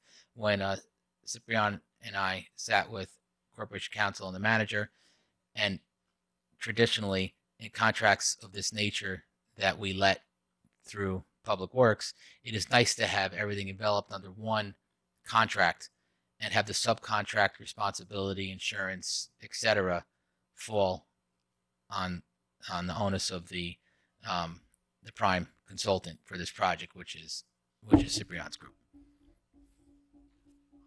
Okay, so that goes for architectural. Like I said, there are different phases. What does TDA stand for? Transitions Design and Architecture. Oh, the company. Okay. Oh, I see. Quite long. Okay, got it. Okay, go on. Okay, structure engineer, again, they are there to develop the design. So first to survey the building to see what the building is. It's quite old. There's no existing plans to see what the structure is. Again, the testing of the probes will make holes in the building. They'll come, they take a look, and they'll design the elevator structure. If you recall, the elevator structure will interfere with the basement and the existing foundation. So it's not, if it was independent, it would have been a lot cheaper, to be honest with you. But the moment you get into an existing building, suddenly things get a lot more complicated, more expensive. There are more things to take into consideration. Then electrical and plumbing. Electrical, obviously, there are going to be modification into the electrical system of the building. An elevator consumes quite a lot of power, so we have to integrate the elevator with the existing system. Obviously, you're going to have walls separating offices and stuff that comes along with it, outlets, all that stuff. Plumbing, we have that for the creation of a bathroom in the ground floor that doesn't exist now. It's like I said, it's going to be unisex ADA bathroom that can be used for visitors in the center. The environmental, that's actually the asbestos specialists. They'll do the probes on the roof. They'll take a lot of samples through the building. Hopefully, fingers crossed, they don't find anything inside. And then we know what the scope is and how to address it. So they will provide drawings as well. They'll provide, again, specifications. And that's actually the core. First four line items are for the consultants. Obviously, the cost estimating is quite straightforward. We'll give once we finished all the drawings, we'll send to this company. They'll go over our drawings, and based on the year that we're in, the area that we are in, Ossining, which is obviously different rates from New York City. They'll give us a cost estimate, so we'll present it to Paul, and Paul bring it to you guys with a cost estimating of the project. And obviously that's going to take into consideration the market conditions too, because years back when the market was very busy, even the projects were very small, the costs were a lot bigger because everybody was busy and people were just throwing numbers. So hopefully it's not going to be that expensive. Construction management is the part when we selected a contractor, bring the contractor on board. So pretty much is my company looking over their shoulder, making sure that they build what we show them in the drawings. Pretty much requires a daily presence from my office in the field, meetings, obviously taking notes and providing a daily report to Paul, what's happening with photos. So that's quite an intensive on a day-to-day basis. 6 months, that's, as you can imagine, a lot of hours. And testing probes, that's obviously you need geotechnical to make borings in the soil to figure out how much weight it can support. Like I said, we make holes in the building, on the roof, and that's pretty much what everybody's going to do for that amount of money. Thank you. And again, to append the construction management facet, at the end of most projects, at all projects like this, the contractor will be required to submit as-built drawings, which ultimately will be used as the to procure the certificate of occupancy for all the work. Because even though we don't charge ourselves a fee, we do go through the building permit process to keep it very formal. So just like we ask of private sector, we do the same thing here. So that, you know, electrical work and the plumbing and all the architectural and civil site work will all be certified. So when Mr. Gustinelli signs off on the eventual certificate of occupancy, it'll be done with all the right certifications in place. Could you just skip back to the first floor? The bird's eye view of the deck. Yeah. Yes. So this is where the elevator is going to be? Yes. So it's on the outside of the existing? Yes, it's going to, yes. There's an existing space right now. So in other words, only the elevator drawing is superimposed. So it's not, you know very well the building. So yes, there is a structure that we're going to have to demolish. So we're going to have also to demolish all the way in the basement. So it's going to be a brand new structure from the bottom to the top. Glued onto the front of the building, essentially. Yes, pretty much. And we'll try to preserve the canopy. I'm not sure how we're going to, but obviously. And where is the gender-neutral bathroom that you're installing? The idea was to be on the right side, right there. I mean, we did, yes, that would be the idea, in that area. Is this where the ladies' room is now? No. This is where the ladies' That's room where is the now, ladies' room is, right? Correct. This? So it's going to be That's one of the relocated in conference that rooms. area. No. yes. We're talking about modifying this Okay, to so something else, yes. so Something these small. interior spaces that we have for conference rooms now will be adjusted. Obviously, yes. Once we sit down and we figure out what goes and where, we'll Yeah, another place for us to have our nice gender-neutral bathroom signage. All right. Any other questions for? Just, I guess, construction. CD said construction documents. Pretty much one of the things that we're talking about is definitely we want to be ready before budget, because as if you guys remember, last year's budget we said that this project was going to start in 2021. So just want to make sure that that is still part of the game here, because we're talking about September, obviously before our budget process starts. We would like to have an idea of having obviously ready, have all documents ready and having the estimate ready. So this could be more like a modification of how do we do our budget for capital for next year. Yeah, understood. Just for my edification, what is the timeline for when we would go out to bid? I mean, this is going to tell us what we think it's going to cost, but then we have to go through the process of going out to bid and having the potential people that we hire tell us what they're willing to charge us. Well, and I'll ask Stuart to correct me if I'm wrong, but we have the monies in this ask this evening with some money also left over in the capital project for soft costs, reimbursables, etc. To actually put it out to bid. If the bond referendum is not put out until 2021 based on your capital plan, we could just delay the award through the estoppel period. We could still bid the project. We just can't award and execute documents prior to the estoppel period of the referendum. So that said, we're going to look to do it, have it out on the street and open bids in January. Yep. And, you know, this is not a short-term bid process. This is going to require a site visit. This is going to have to be on the street for a good 3 to 4 weeks so people can really look at it in depth, because it's a very detail-oriented project. It's just like your home renovation is a lot harder than new construction. It always is, and that's what we're dealing with here. So when we come back and ask for that borrow based on the estimate, we're probably going to be asking for a little padding too for the unforeseens. One thing that's going to be going on concurrent with the design, and then I don't know if the manager wants to elaborate, but she's coordinating and has instructed the building and planning department to basically purge the map room that exists on the second floor and take everything that can be down to the basement, which they're doing in, with our maintenance staff, because that's ultimately where it will be. And then the map room is going to be, right now it's envisioned that it's going to become storage for daily access files for all the departments.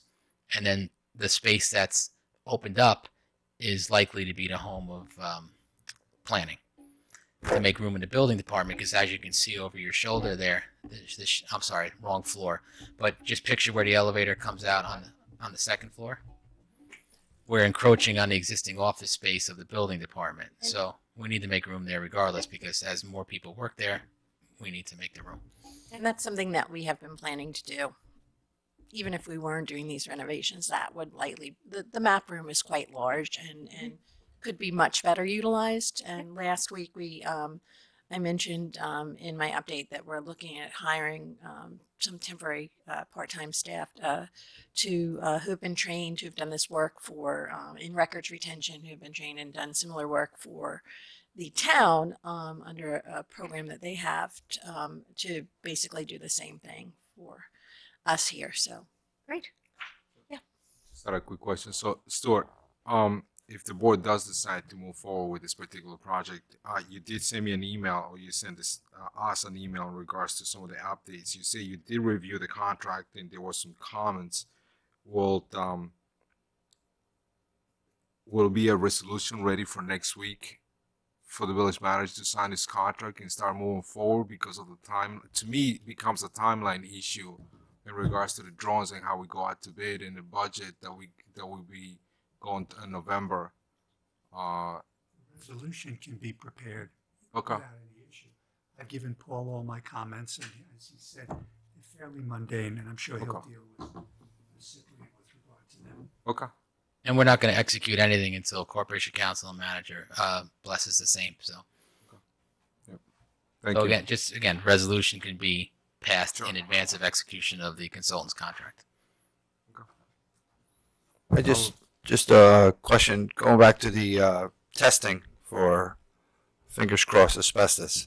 The material that's on the roof now, I mean, do we feel comfortable that that was installed post asbestos use? I'm just saying because, you know, if that big elephant in the room comes out. I got to tell you, the asbestos on the roof is not the elephant. We've dealt with that before. We've dealt with it down in the DPW yard. There was asbestos on the roof there that we had to remediate before the demolition. It is not tremendously expensive where it's going to take the project and Right. double it. But it, you know, it's the right way to deal with it. It's a safe way to deal with it. No, I agree. And it's as we scaled down the scope, we kind of pulled away from our potential to have asbestos issues inside the building. We're not doing nearly the demolition that we were going to do in the scope that was in front of you about a year and a half ago. At that point, we were down in the basement, and we believe there might be some asbestos on some of the piping that's behind the walls there. We don't know, and some of the tile might be asbestos. But again, if it's not friable, then it doesn't need to be remediated. It could be encapsulated, and we'll deal with it that way. But that's why we have Quest here as a subcontractor. And if the name sounds familiar, that Quest is the same group that helped us with the securing the 200 Main Street grant because they did a lot of the environmental assessment and write up for that grant proposal that we received. So they're versed on that, and that's why they're connected with Ciprian's group to cover us in that aspect. Thank you. Okay. We all good with our visitors here? Well, thank you very much. Thank you. Thank you so much. It's after 9. We still have a few items, so let's take a 5-minute break.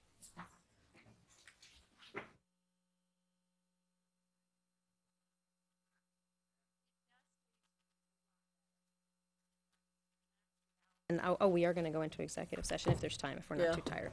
Okay, so Madam Manager, or Assistant Manager in this case.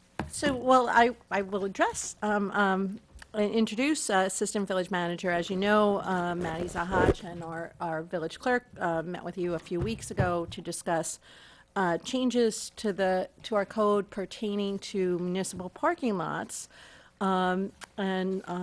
Corporation Counsel, Kahan, has been working on those code changes, and tonight gives us an opportunity for the board to provide some input and on that, and then pending board feedback and the board's feelings on this, then we could we would ask that a resolution to call a public hearing be added to the March 4th legislative meeting. But on that note, I will hand it over to Maddie and Stuart. So. Good evening. Corporation Counsel Kahan has been a saint in helping myself and the village town clerk work through some of the language in the existing chapter that has to do with municipal tags. Most of the changes that you see here that are underlined are precisely what we talked about in the memo, in the work session. So basically making the pass sold annually and then prorated. So if somebody comes in March, they just pay a portion of the annual fee. And that's something that the board discussed they'd like to change on the fee schedule concurrent with passing the local law. So we're ready for that. As well as changing the strangely lettered tags to be either day, night, or 24 hours. So Stuart covered all that. There were a couple other changes that had been recommended that are sort of more practical in nature, but are still reflected here. We heard from our parking enforcement officers that they did not much understand why 3 of our parking lots were not available for overnight parking, one of them being the one where we sit right now at 16 Croton Avenue. So there are 5 metered spots in this parking lot, and then about 30 some odd other spots that could be used by folks who have an evening pass if the board decides that that's appropriate. Right now, if you went outside, you would see most of the parking spots are already filled by folks who do not have that pass. So that was a recommendation made by our parking enforcement officers. Similarly, in parking lots 5 and 6, which are the ones outside the post office and Market Square, the same thing. So right now there are some, 2-hour, 3-hour spots in those lots, but the ones that are for long-term parking are currently, you're not allowed to park there on the overnight hours. And so there's nobody there. And then at 8 o'clock in the morning, they start to fill up. So it was the recommendation, again, of our parking enforcement staff that for the overnight, we try allowing people to park there, and then they have to move their cars by 8 o'clock in the morning to make way for the next wave of folks who are coming in. Besides that, there was only one other clarification, which is in section A. We wanted to just clarify, because we think it might have been an oversight from the last time that this was looked over, that commercial vehicles are not allowed in any of our municipal lots. There were, for some reason, 2 that had been passed over. So we now corrected it to say no municipal tags for any commercial vehicles. Did you want to say something before our questions? Then what were you said there were 3 lots that currently do not have overnight. This is one. What were the other 2? 5 and 6. So the one right outside the post office, so like across from Melita's, and then also the Market Square parking lot. So my only thoughts for this building are overnight parking starts at 6 p.m. On Tuesdays and Wednesdays, frequently, we all arrive between 7 and 7:30 for meetings. And sometimes, like tonight, we have visitors. It would be less than ideal if we arrive and folks who have overnight parking tags have filled the lot. Great point.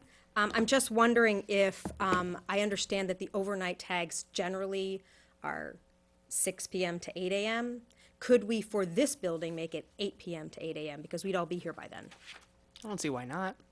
I mean, that would obviously mean that just this one lot has a weird time, but it would mean if we have a 7:30 meeting, we're all here by 7:30. So if somebody wants to park here and we haven't used the spots by then they can park next to us, or they can show up when we leave at midnight and take our. So it would just be like a one-off carve out in the section that overnight tags can be used in parking lot 1, but the time starts at 8 p.m., not 6 p.m. That's what I was thinking. Can I ask a question in regards to this lot? And I understand Market Square and the downtown, probably. But for this lot, has there been a demand? Have they seen a demand that they need to utilize this parking lot for the purpose of that? They have not seen a demand, but for the fact that folks who live in the buildings next door are parking here anyway. So they thought, I mean, they might as well have a tag so we know if who's they parking park here. here anyway, and they're not supposed to be parking here anyway, so how can, are they putting tickets on those vehicles? I could not answer that. Okay. I can tell you that doing the parking calendar, we get very few parking violations issued for overnight parking in this lot. I don't think you get any. Then that's an issue then. Well, I think it's sort of a gray area because it's a parking area where there's no, I mean, it says employee only, but there are no employees here at 2 o'clock in the morning. So they're not issuing tickets at that point. It's And not I being can tell you, enforced. being here late, that lot is full when I leave, and it's full on weekends. But we do have a law in our books where it says, and I'm not saying, I'm looking at you, but we do have a law in our books that says, employees only, and we do have parking enforcement, and we do have our police department. They enforce that during the hours that this building is open.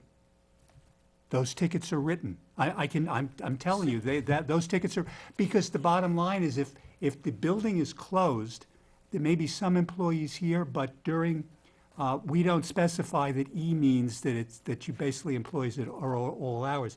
There are parking tickets I have dealt with that are written during the day. So in other words, if someone can't park here and they don't have a hang tag, they'll get the ticket. On a weekend, they're not issued.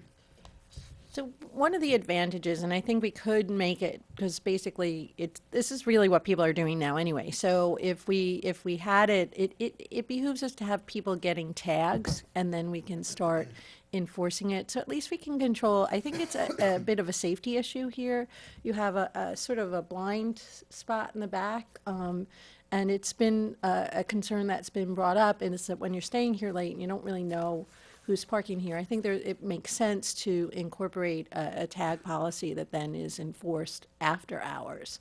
And then you are providing a benefit to the people who live. We have residential buildings on either side, and it creates a bit of a safer environment. But you could have it from 8 p.m. to 8 a.m. But then obviously employees who are working either early in the morning or late at night, they're always allowed to park here. It's just it'll be harder to find a Employees spot. can park here no matter what. Right, So it'll just be harder for them to find a spot at night. I think though that what you might get is if it's a tag parking, then somebody has to register. They have to have a car. So it depends, So right now, what we're having is pretty much if people park here anyway, and we're not really controlling how many people. So I don't think like early in the morning, by 8 o'clock, this lot's cleared out.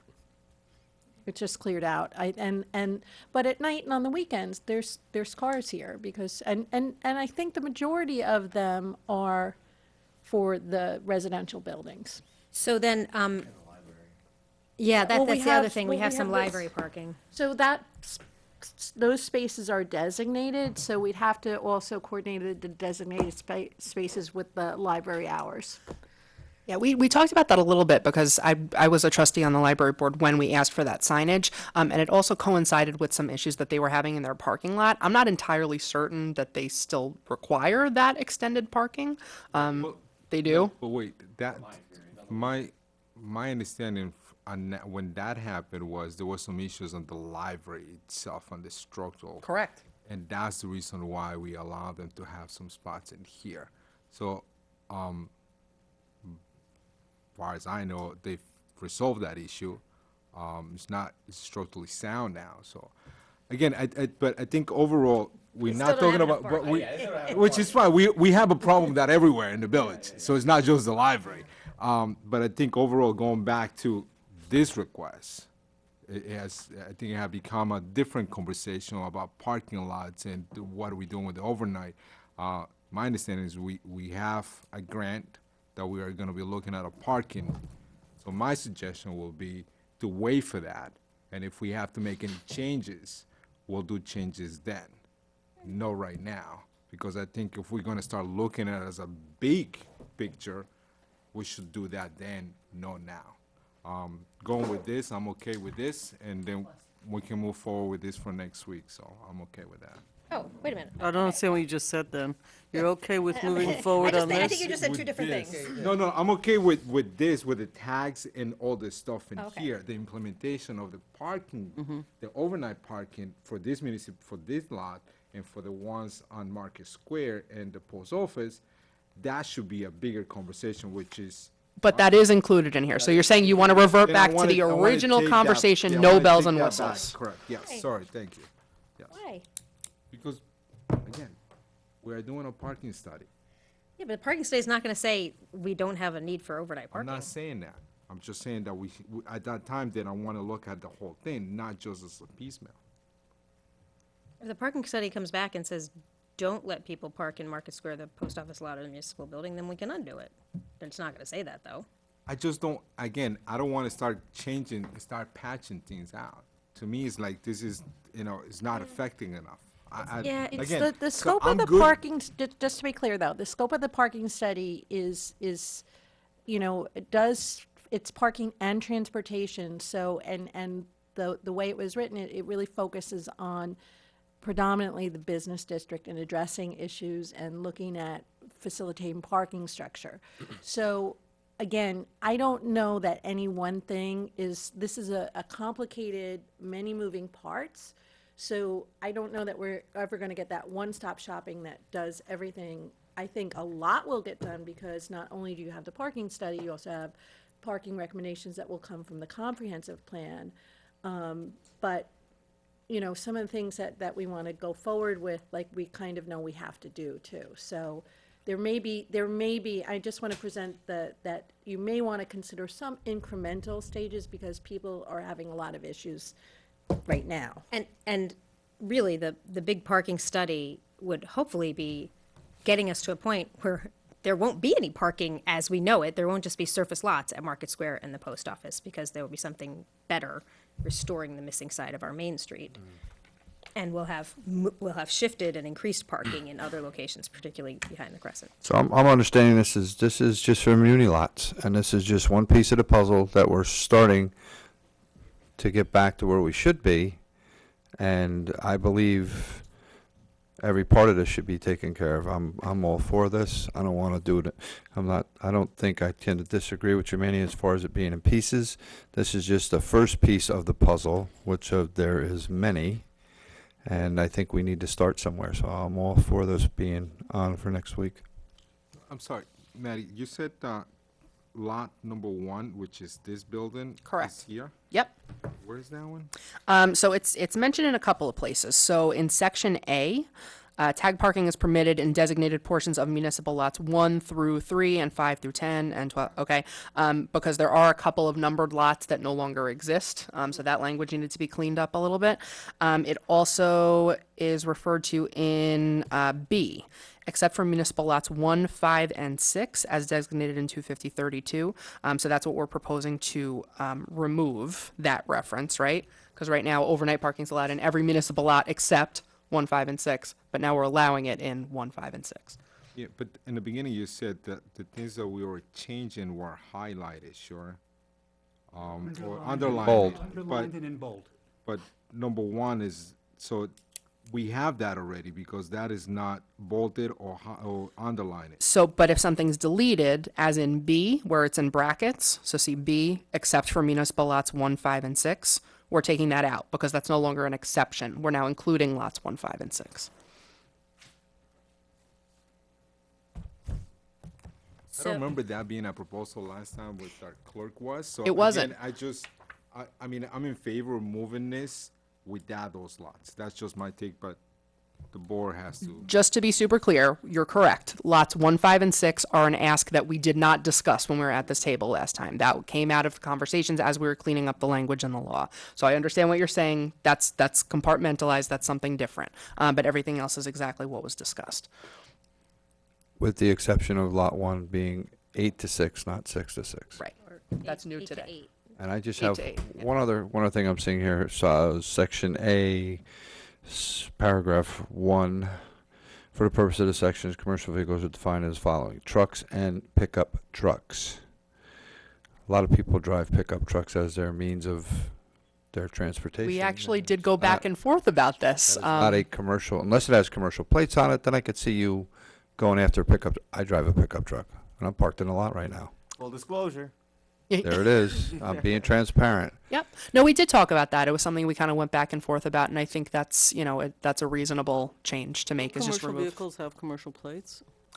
So commercial Both of them. vehicles is being defined in two different ways in this section. So commercial either being when you bring in your registration, it's going to clearly, demarcate this is a commercial vehicle, or this is making reference to really like any sort of vehicle that's used for only commercial uses. Like a taxi is obviously a commercial vehicle, whether or not that person actually has it on their registration.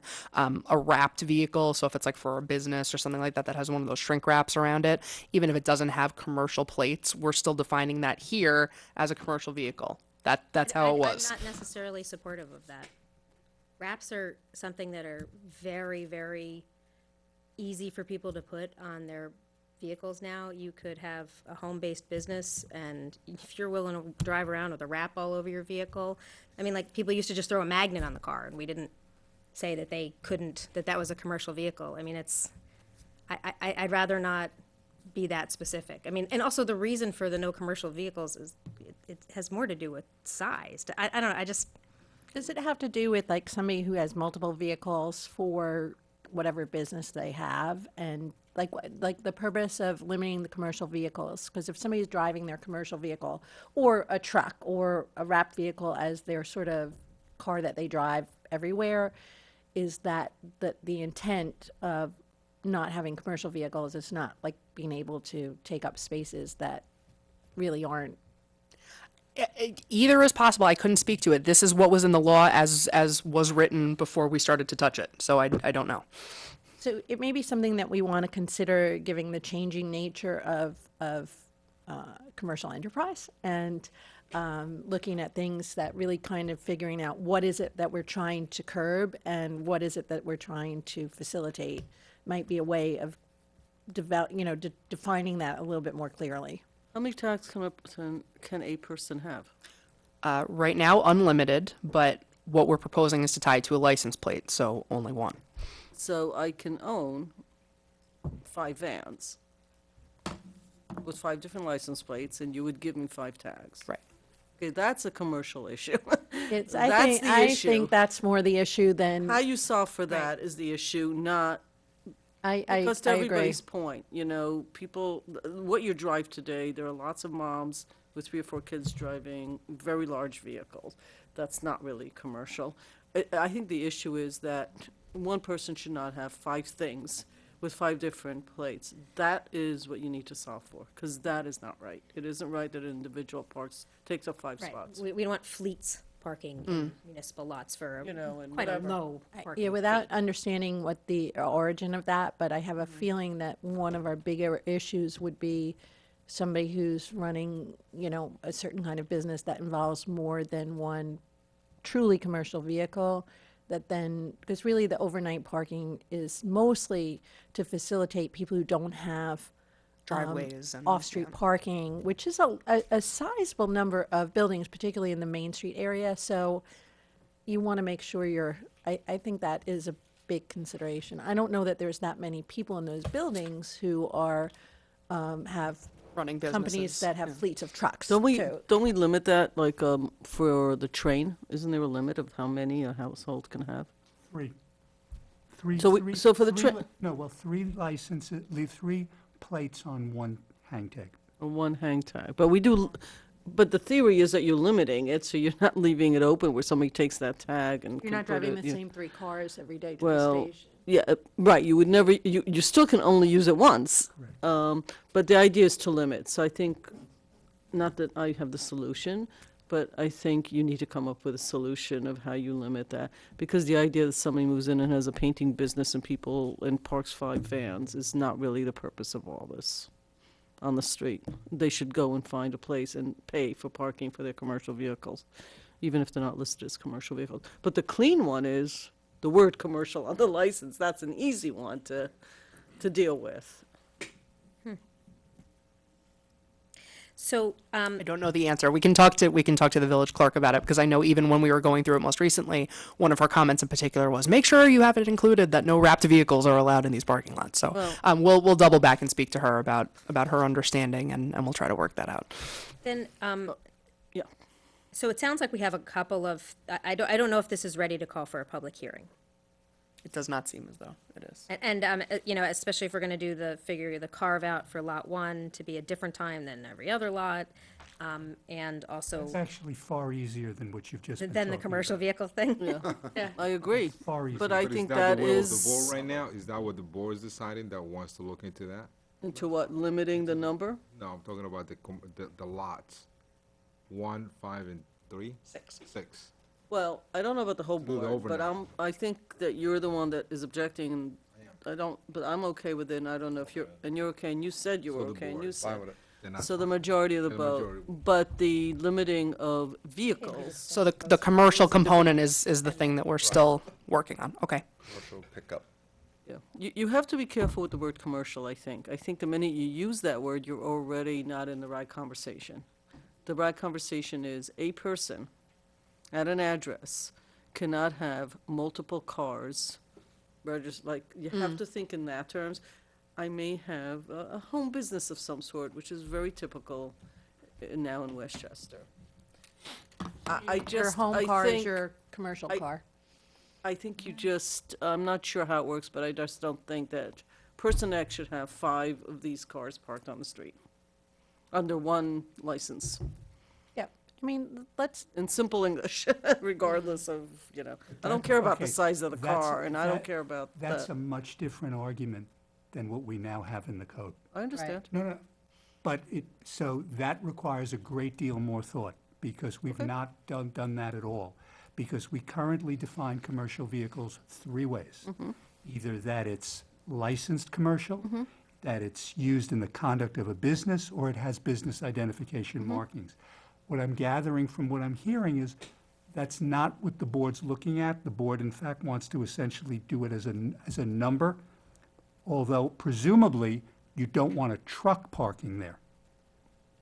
A So- truck would have commercial, a real truck would have like a 16-wheeler would have a commercial Well, plate. that's why, so is part of the definition to be that if it is registered as a commercial vehicle, it can't park there?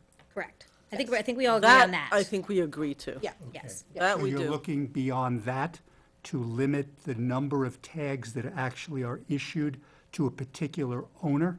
License, right. so for example, somebody who has maybe a franchise business that now is using their, wrapped car because they're doing a franchise, but they're working, there are businesses, if I understand correctly. So that's the car that they're using, whatever, their primary vehicle. You want to allow for something like that, which could technically be, under this, be defined as commercial. If a person, to go back to trustee Levin's inquiry, has 5 vans, they're a big family. And they it doesn't have say, it's 5 not a vans, commercial thing. Are you it's- then saying that individual could get 5 tags? Then they have 5 drivers. Or they have 3 drivers. Well, no, now you're also saying that you have to come in and prove that you have 5 licensed drivers, which is totally different than what you have in the tag situation. So what do you have to, so if you apply for a tag now, what do you present? Do you present your driver's license? I think no, you don't even need to present your driver's license now, right? Because it's not tied to a plate or anything. So was okay, but what we're proposing with Yes, what we're you would have proposing. to show your registration, which would derive the name and the plate, and the commercial status, right? So can a single registration, so you can only get one tag for a single registration? Correct. So I could own 5 cars, I would get 5, because I have 5 registrations. Right. One license, 5 registrations. Right. So now, realistically, how many people have that? In this, because I think that you and Sue came in saying, we have a messy system. Phase 1, if I remember the wording, low-hanging fruit is, help us clean this messy, ridiculous system with the hours and stuff. We definitely have a phase 2, and we definitely have a phase 3. You wanted to clean up first. So if I step back into reality and think about how many people have the scenario, like I'm just stepping back now, I'm okay. I think you guys do have to come back. I'm okay with passing this the way it is. I do think that a thing that says commercial is as defined now, because the commercial plates should be identified. It's not designed for you to park your commercial vehicle, this parking. Well, my question is, I come in, I want to pass for a muni lot. Mhm. I have my license, my registration. I can get a pass for that lot. Right. If I own multiple vehicles, can I get a pass for each one of those vehicles? What Rika's suggesting is No, the today. way it's structured right now, Right now, Yes. yes. I can. And what you're telling me, 3 is the number? No. There's no that's- limit. That's the train station. No, There's that's no on- That's limit. strange. By So time this is unlimited. By 20. It's unlimited. Tag. It's unlimited. So I think what you want to avoid is people have commercial businesses, sometimes don't have places, depending on how they're running their business. This is a common problem and issue in the village. So you have 3 or 4 trucks that you have that you need a place to park that are for running your business. I think it's a different issue than you have, you're renting an apartment, there's 2 of you and you both have a car. Right. I think that the thing that you really want to prevent is somebody using a municipal lot and taking advantage of that for a business purpose that really shouldn't be parked there. But under that scenario, would those 4 cars not have commercial? Yes. They should. So, Typically. okay, They should. Typically. But so then wouldn't a solution be the whole definition now becomes commercial vehicles are defined by whatever's on the registration if it's a commercial plate? No. Can I ask a general Commercial question before and you go? taxis, I guess. would be- law, yes. Who Wouldn't can that just apply simplify it? to park in these lots right now? Who's the lot? Anybody. Anybody. No, Not not anybody commercial or vehicles. not Anyone commercial. could Besides apply. commer- So right now, I'm in Spring Street all the way down, so I can come here to the clerk's office and I put my application and I can get 24/7 pretty much access to those lots, and I can park my car there at any time in any of the lots. in any of the lots. Right. If we pass the resolution, including here, Village Hall, after 8 o'clock. Exactly. Isn't that what you can do today? I'm sorry. That's No, what that's you what I'm can saying. do today. That's what There's you no can do. residency requirement, there's no limit, there's no address check. You just come in and say, I'd like to pay the $35, please.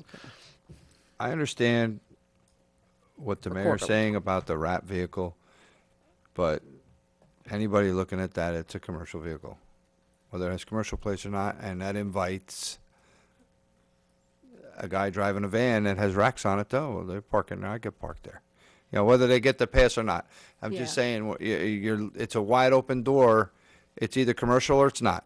So one of the things that we can actually look at is let's address the issues that we really have. So I think it's getting, maybe Maddie, one of the things that we can do with the clerk is really look because if we, I don't know anybody who wraps it's possible you could wrap your vehicle and if you wrapped it with sort of a design or something and it didn't have a business logo, then that's different. No, than- it's people with business logos. It's I do that. I clean I might houses do for a that living, now. and I've wrapped my, Victoria's cleaning service. Right. That is also the vehicle that I drive my children to school in, and it is also the vehicle I go grocery You shopping. may in. have It's a my problem family's with the vehicle. IRS with that, to be perfectly honest. So I don't know that you can actually do that with. But we're not the IRS. Let her I- figure but, it out. but what I'm That's not saying our is, job. but what I'm saying is that if you're using it that way, I don't know if that's a very common occurrence. But in Well, I mean, but you're not necessarily taking it as a tax deduction. That's the only reason it would be an IRS issue.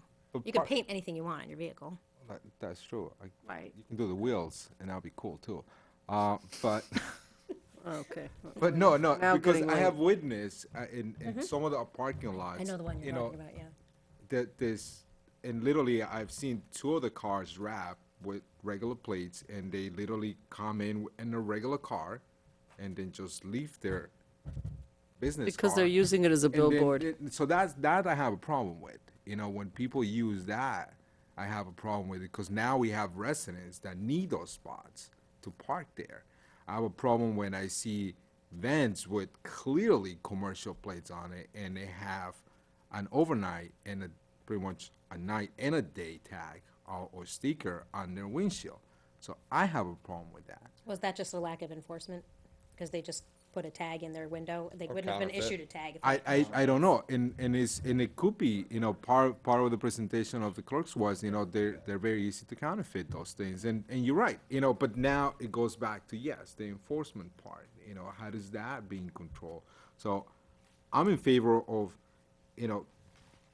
not that lot one, but I got overruled about that one, so I'll go with the flow on that. But I think we definitely need to clarify and Commercial- understand commercial, the okay. commercial parts, which is, I think, is more complex than what we. I really only brought this up about a pickup truck, to tell you the Because truth. you wanted to I park just your wanna park pickup my truck truck. there. Yeah, You but- didn't yeah. I got a tag. Okay.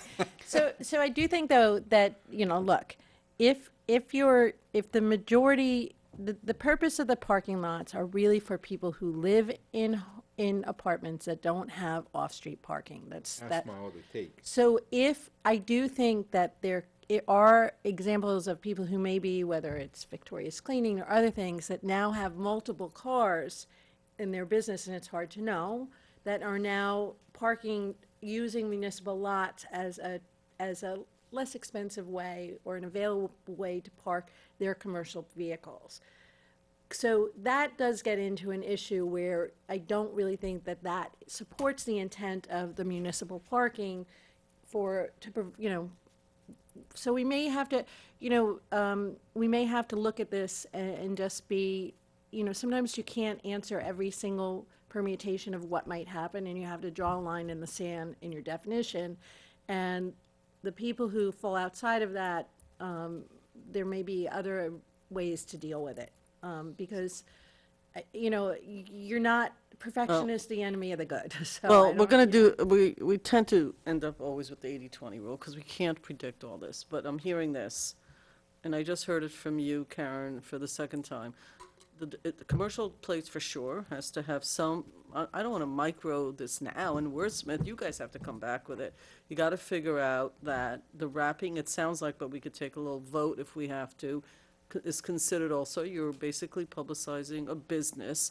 We may not have done it in the past, but, and it sounds like you want people to prove residence for overnight parking, because I just heard you say that as part of your. I But didn't we don't have necessarily that. Oh, say, okay. what I said is Then that correct the me.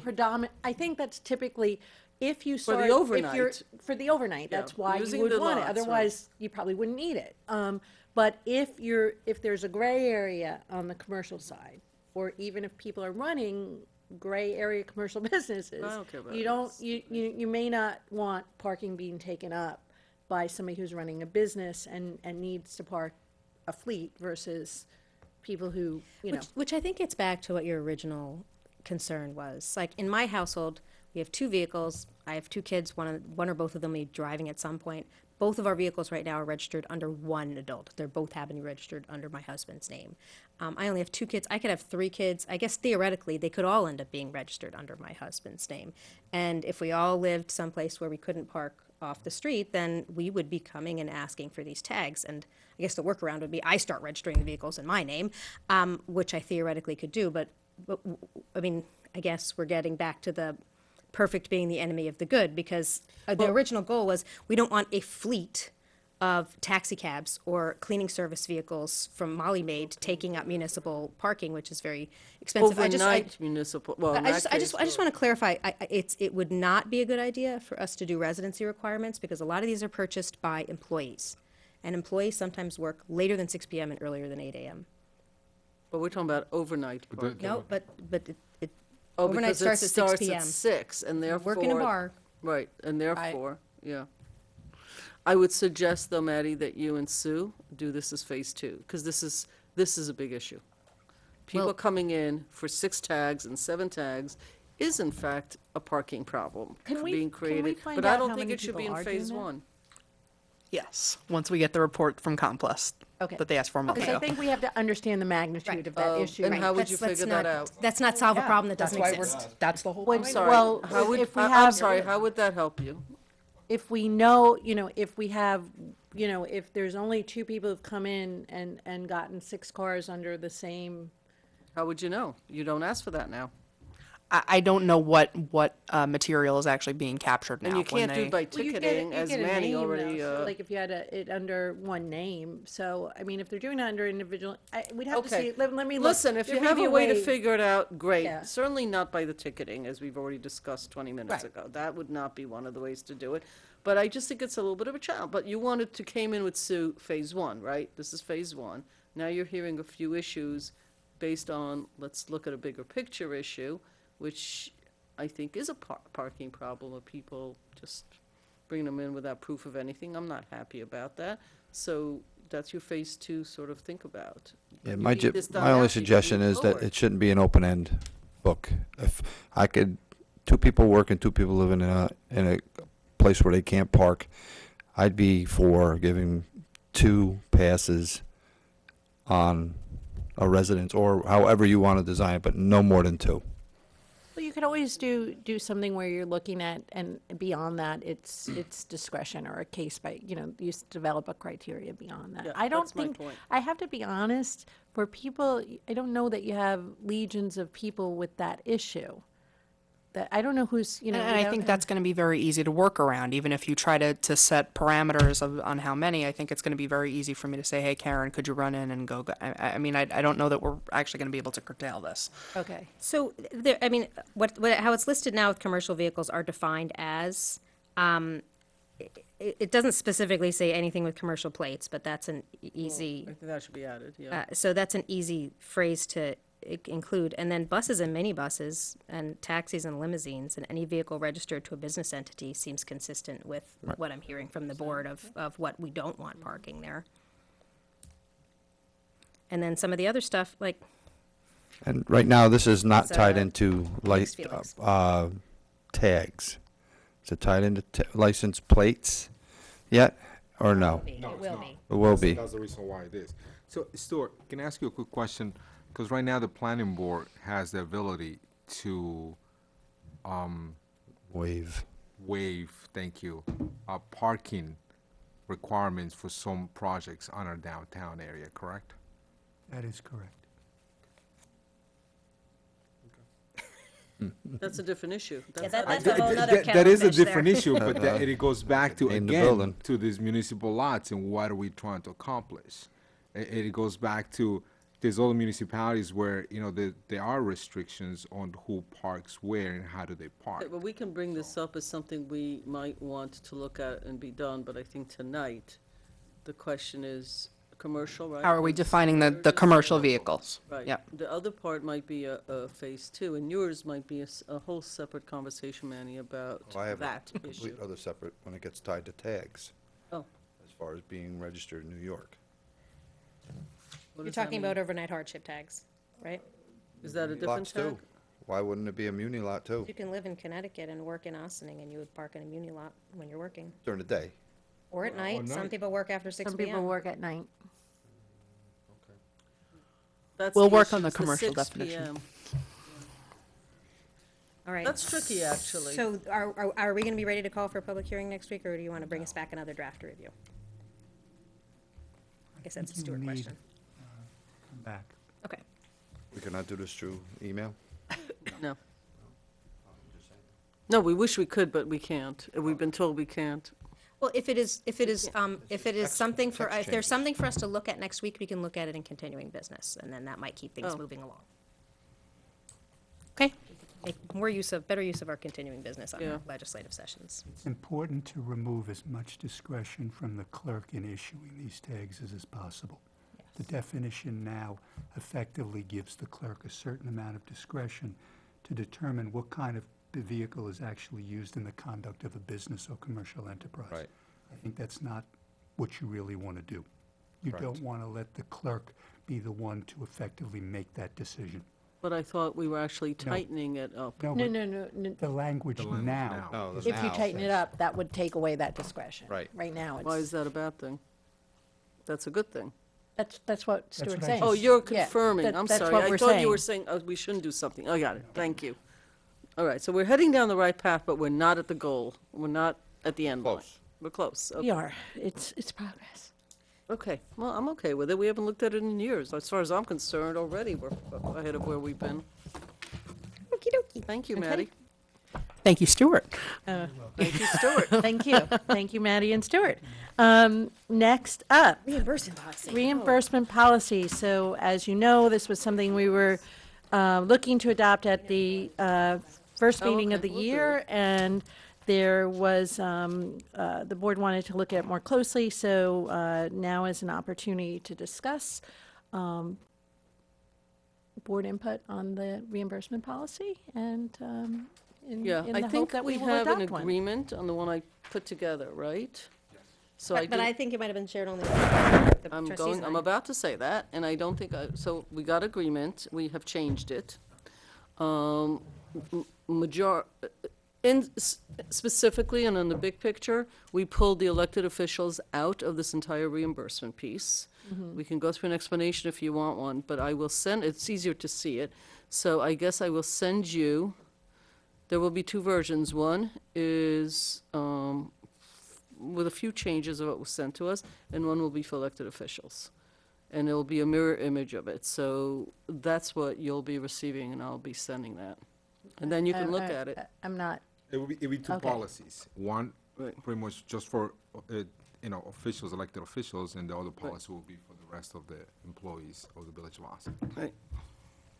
Identical policies? No. No, Then we need to see them, please. I Yeah, will. no, no, I we- just said, I gave you Because- the big picture, so we don't have to have and then we can discuss at a separate Well, meeting. I'd like to have it discussed as soon as possible because we're kind of late in getting it adopted.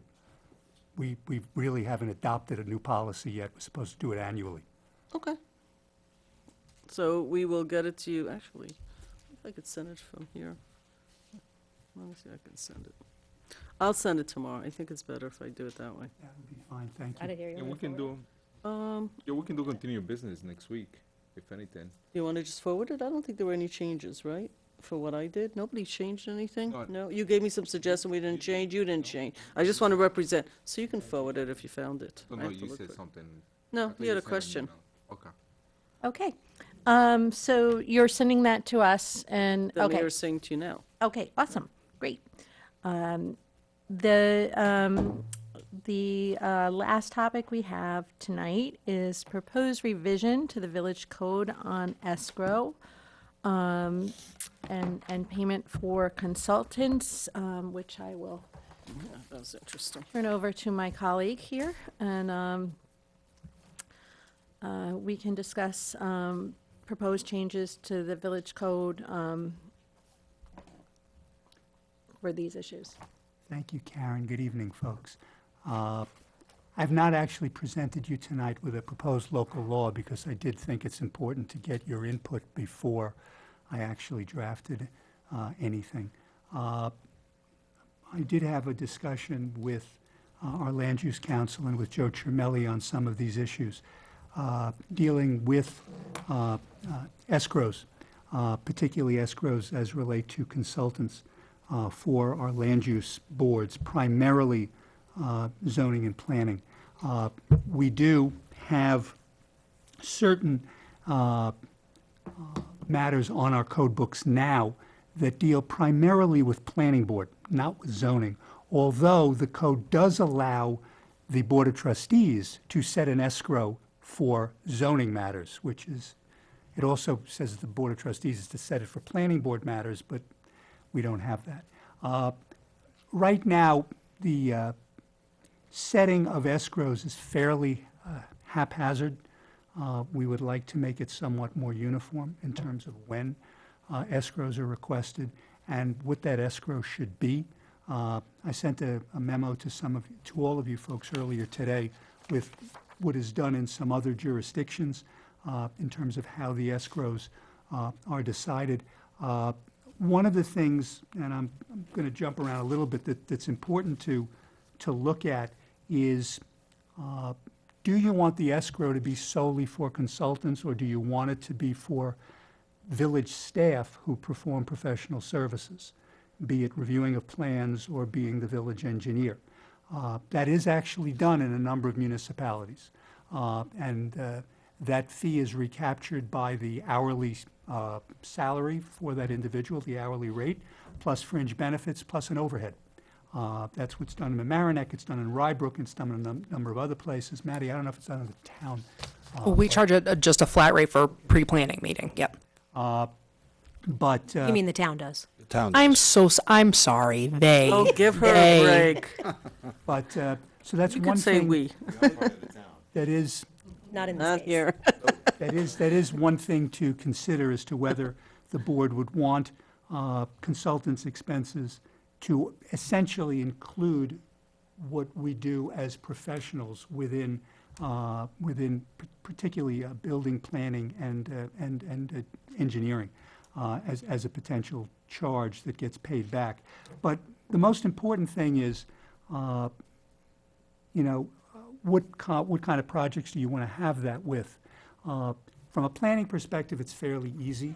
The suggestion from Joe Cermelli and Land Use Council is, you could look at residential that are 3 units or more, and you could look at all types of commercial properties, would require some sort of escrow payment to be put down.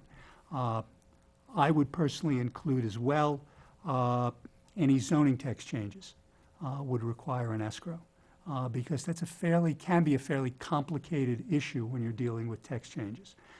And you may need consultants for that. I am not including here the escrows that would be required if you needed to do a full seeker review, because that's a separate escrow which is dealt with by state regulation, and so that's separate. Type of consultants we're talking about, in addition to legal, would be obviously engineering, could be traffic, could be all different types. Some of these would be consultants that the village may have contracts with, so we would basically be charging what the contract fee is. Some might be consultants we're doing sort of on a one-off, and generally, the way other municipalities deal with that charge is you look to see what's reasonable within the metropolitan area for that particular type of project. And then you can figure out, what the escrow should be. What the village, I guess the best way to say it is, what it's presumed from the current legislation, but what is not in it, is that when the application is filed, the escrow must be paid. Simple as that. The application is not considered complete until the escrow is paid. And once the escrow is depleted to a certain percentage, it must be reinstated. The general number is anywhere between 1/3 and 50% depleted, and it then has to go back to what the initial escrow is. And if it's not repaid, as we have even in our code now, within 30 days, it says here that the reviewing board may suspend its review of the application. Some municipalities actually say that application will be put on hiatus until it's actually paid up. And what other municipalities have, which I think is a good suggestion, is that if in fact you do not pay it in time, not only would it potentially be suspended, but all time limitations by which the village board, the reviewing board must decide the application are effectively waived. So currently you have certain requirements to make certain decisions within 62 days. But if you don't pay your escrow, that 62-day period basically gets waived and doesn't go back into effect until you pay up your escrow. You would not get a certificate of occupancy, you would not get a building permit until all fees are paid. We do not have that in our code as of right now. And I think that's a particularly important thing to put in there, so that you can make sure if there turn out to be any additional fees that are owed, those fees can be put on the bill for taxes, which other municipalities have as well. We don't currently have specifically that within our code. As I said, I do think it should be extended to the zoning board. One of the things that the other municipalities have, which I think is good language, is that if multiple land use boards need multiple consultants, but they're essentially using the same consultant, then you should, wherever necessary, use the same consultant and also use the same report by the consultant. Don't effectively double charge. Because remember, the village is paying it first and then it gets reimbursed by the applicant, not the other way around. The applicant doesn't pay it first because it's the village's consultant, not technically the applicant's consultant. Which is a good thing. Which is a good thing, that's correct. But I do, as I said, I think providing that there's no permit or CO issued until the treasurer certifies that all consultant fees have been reimbursed, I think is an important suggestion. I think it should be in there. It is a common provision that you see in most municipalities. Again, with regard to replenishing the escrow, we currently simply have that it has to be replenished within 30 days. We don't say what triggers the replenishment. 50% seems to be the number that most, there are one or two municipalities that actually had it when it just goes to 20% of the escrow, it's got to be replenished. I think 50% is probably more realistic.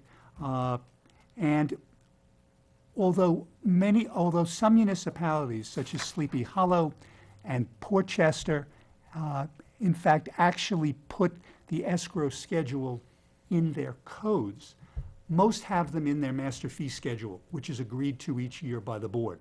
The Portchester escrow schedule is basically for what we call pre-app meetings. It's a minimum of $2,500. For a standard site plan, it's $2,500. For a major site plan, it's $3,500.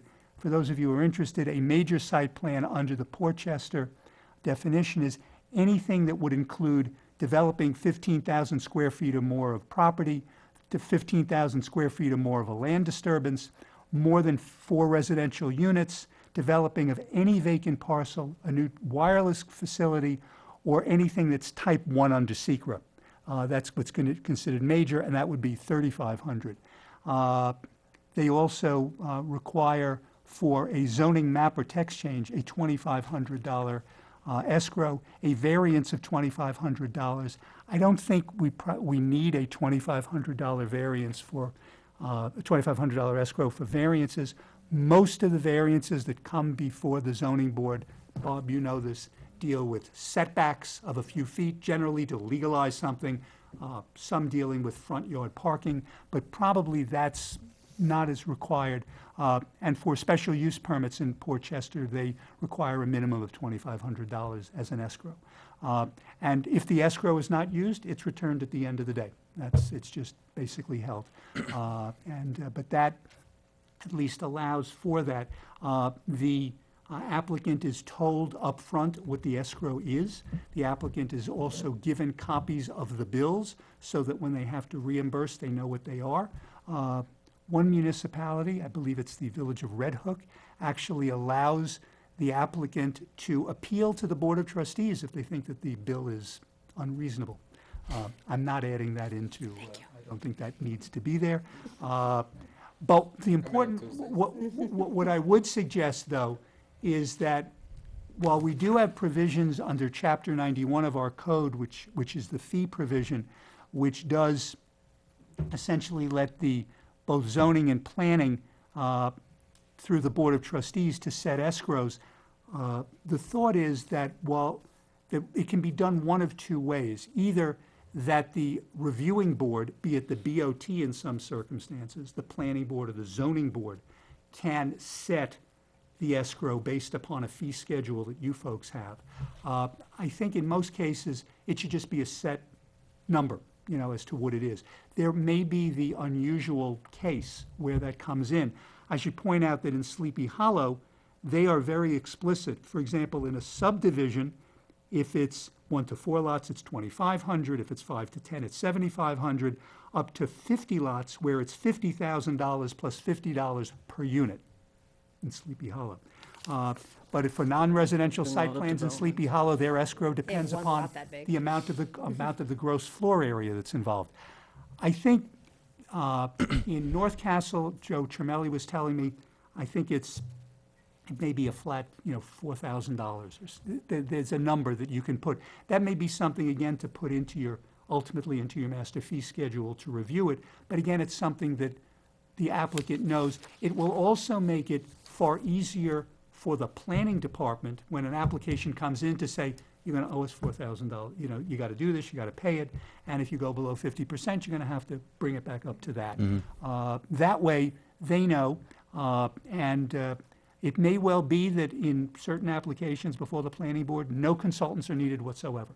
But if there are those where they're necessary, you have the escrow that's available. It's already being held. So this would just clarify what we already have under our zoning code. It would extend it to the zoning board of appeals in those circumstances where there is a significant type of variance. I'll give you just as for example, one of the variances that was granted for Hidden Cove dealt with moving of basically the distance, Bob, you may remember, distance to the water, Right. to the stream that was To the there, stream going under the which building. was which was more involved than we usually get into with Right. those kind of variances. That is a circumstance where the zoning board might have wanted a consultant to come in and basically say exactly what does this involve, they could have just called upon Kellard Sessions to be the engineer, or they might have wanted somebody else.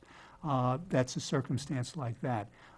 With the planning board, we may want this on many of our projects, which might deal with whether there's adequate access for the fire department, rather than just depending upon the fire chiefs to do the review. There are outside agencies that are actually engineers who can come in and tell you if you have proper turning radiuses and you have proper safety and things like that.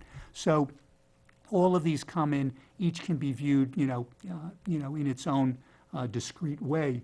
But, having this, I think, is important. But as I started out, one of the things I think that the board would have to consider is this just for consultants, outside consultants, or would it also extend to what the village does as a professional with regard to, recouping those expenses? So, as of right now, anything that's done in-house is not recouped. That is correct. Okay. That is correct.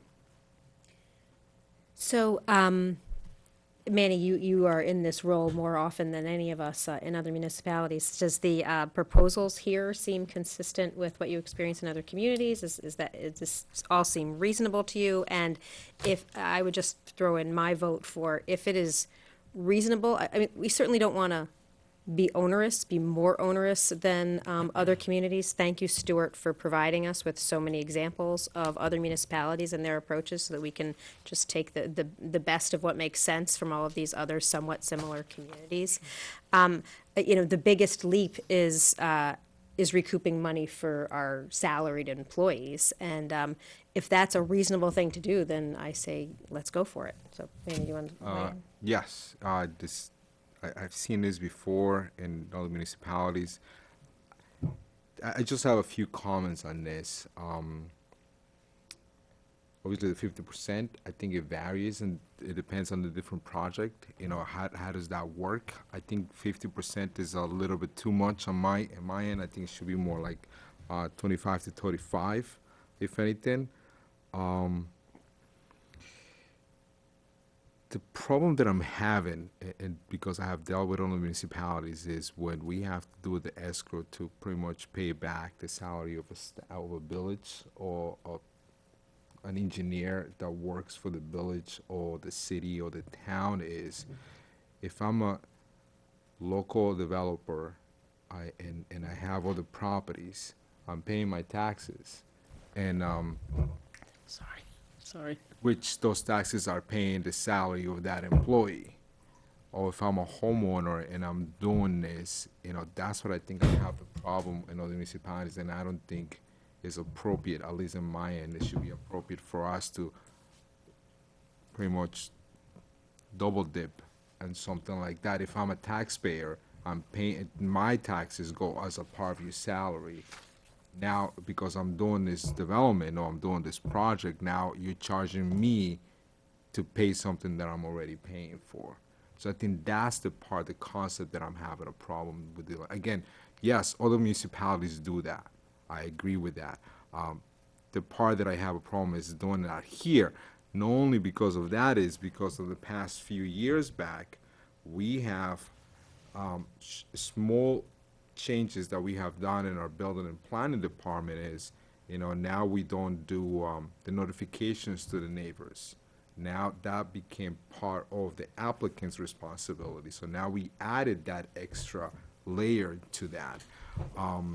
We were talking about the signage and what appropriate signage will that be. So now we're talking about another item to this whole thing. So I think there's a lot of pieces that kind of go back to the escrow money and kind of relate to what we're trying to do. But 50% I think is too much. The part of paying the employees as a part of the escrow, become part of an escrow account, I don't think it's appropriate that we should do. I think the other question that I have is with Tom, how does that work on his department? I'm not sure if you talked to Tom. In terms of what, sir? In terms of creating these escrow accounts, is that? We already have escrow already accounts have that set up stuff. for other Okay. matters. So- So it's, Dale just sets one up Okay. and money goes into So it. that will be the point of clarification between the planning and his office and the treasurer's office to deal with that. Okay. Again, employee parts, I don't think is appropriate for us to do, but if the rest of the board feels appropriate, we can move forward with that. I guess I need to better understand under what circumstances we do that. We have, a village engineer, and then we have engineering consultants that we use for our land use boards. Are there certain times when you really want to have somebody who's on staff, or in some other capacity where it's easier to use somebody on staff, but we could actually go out and get a consultant? I guess how often does this happen, and what are the roles? And is it to our advantage to be able to use our staff? But at the same time, if our staff is playing the role that a consultant could play, then that means our staff is not doing something Correct. that is their regular day-to-day work. They're facilitating a land use board application. So, I understand the justification for it, if that's what it is, but I want to understand the reality of how this would work. I understand what he's saying about someone that's a local resident paying their taxes, but I think the majority of this is your bigger developers that are coming in here, and a lot of time is spent between the boards and employees working on their paperwork, and they're not living here. So I don't have a problem charging them to recoup the hours these people put in. How big does a project have to be before it sets up an escrow 3 and up. account? 3 units and up? That's Well, what the part of this proposal, proposal. 3 and up. we don't have it, let's say, written in stone, but generally what we've been doing is residential 3 units and up, and any commercial. In residential 3 units and up, is that's a kind of a magic number?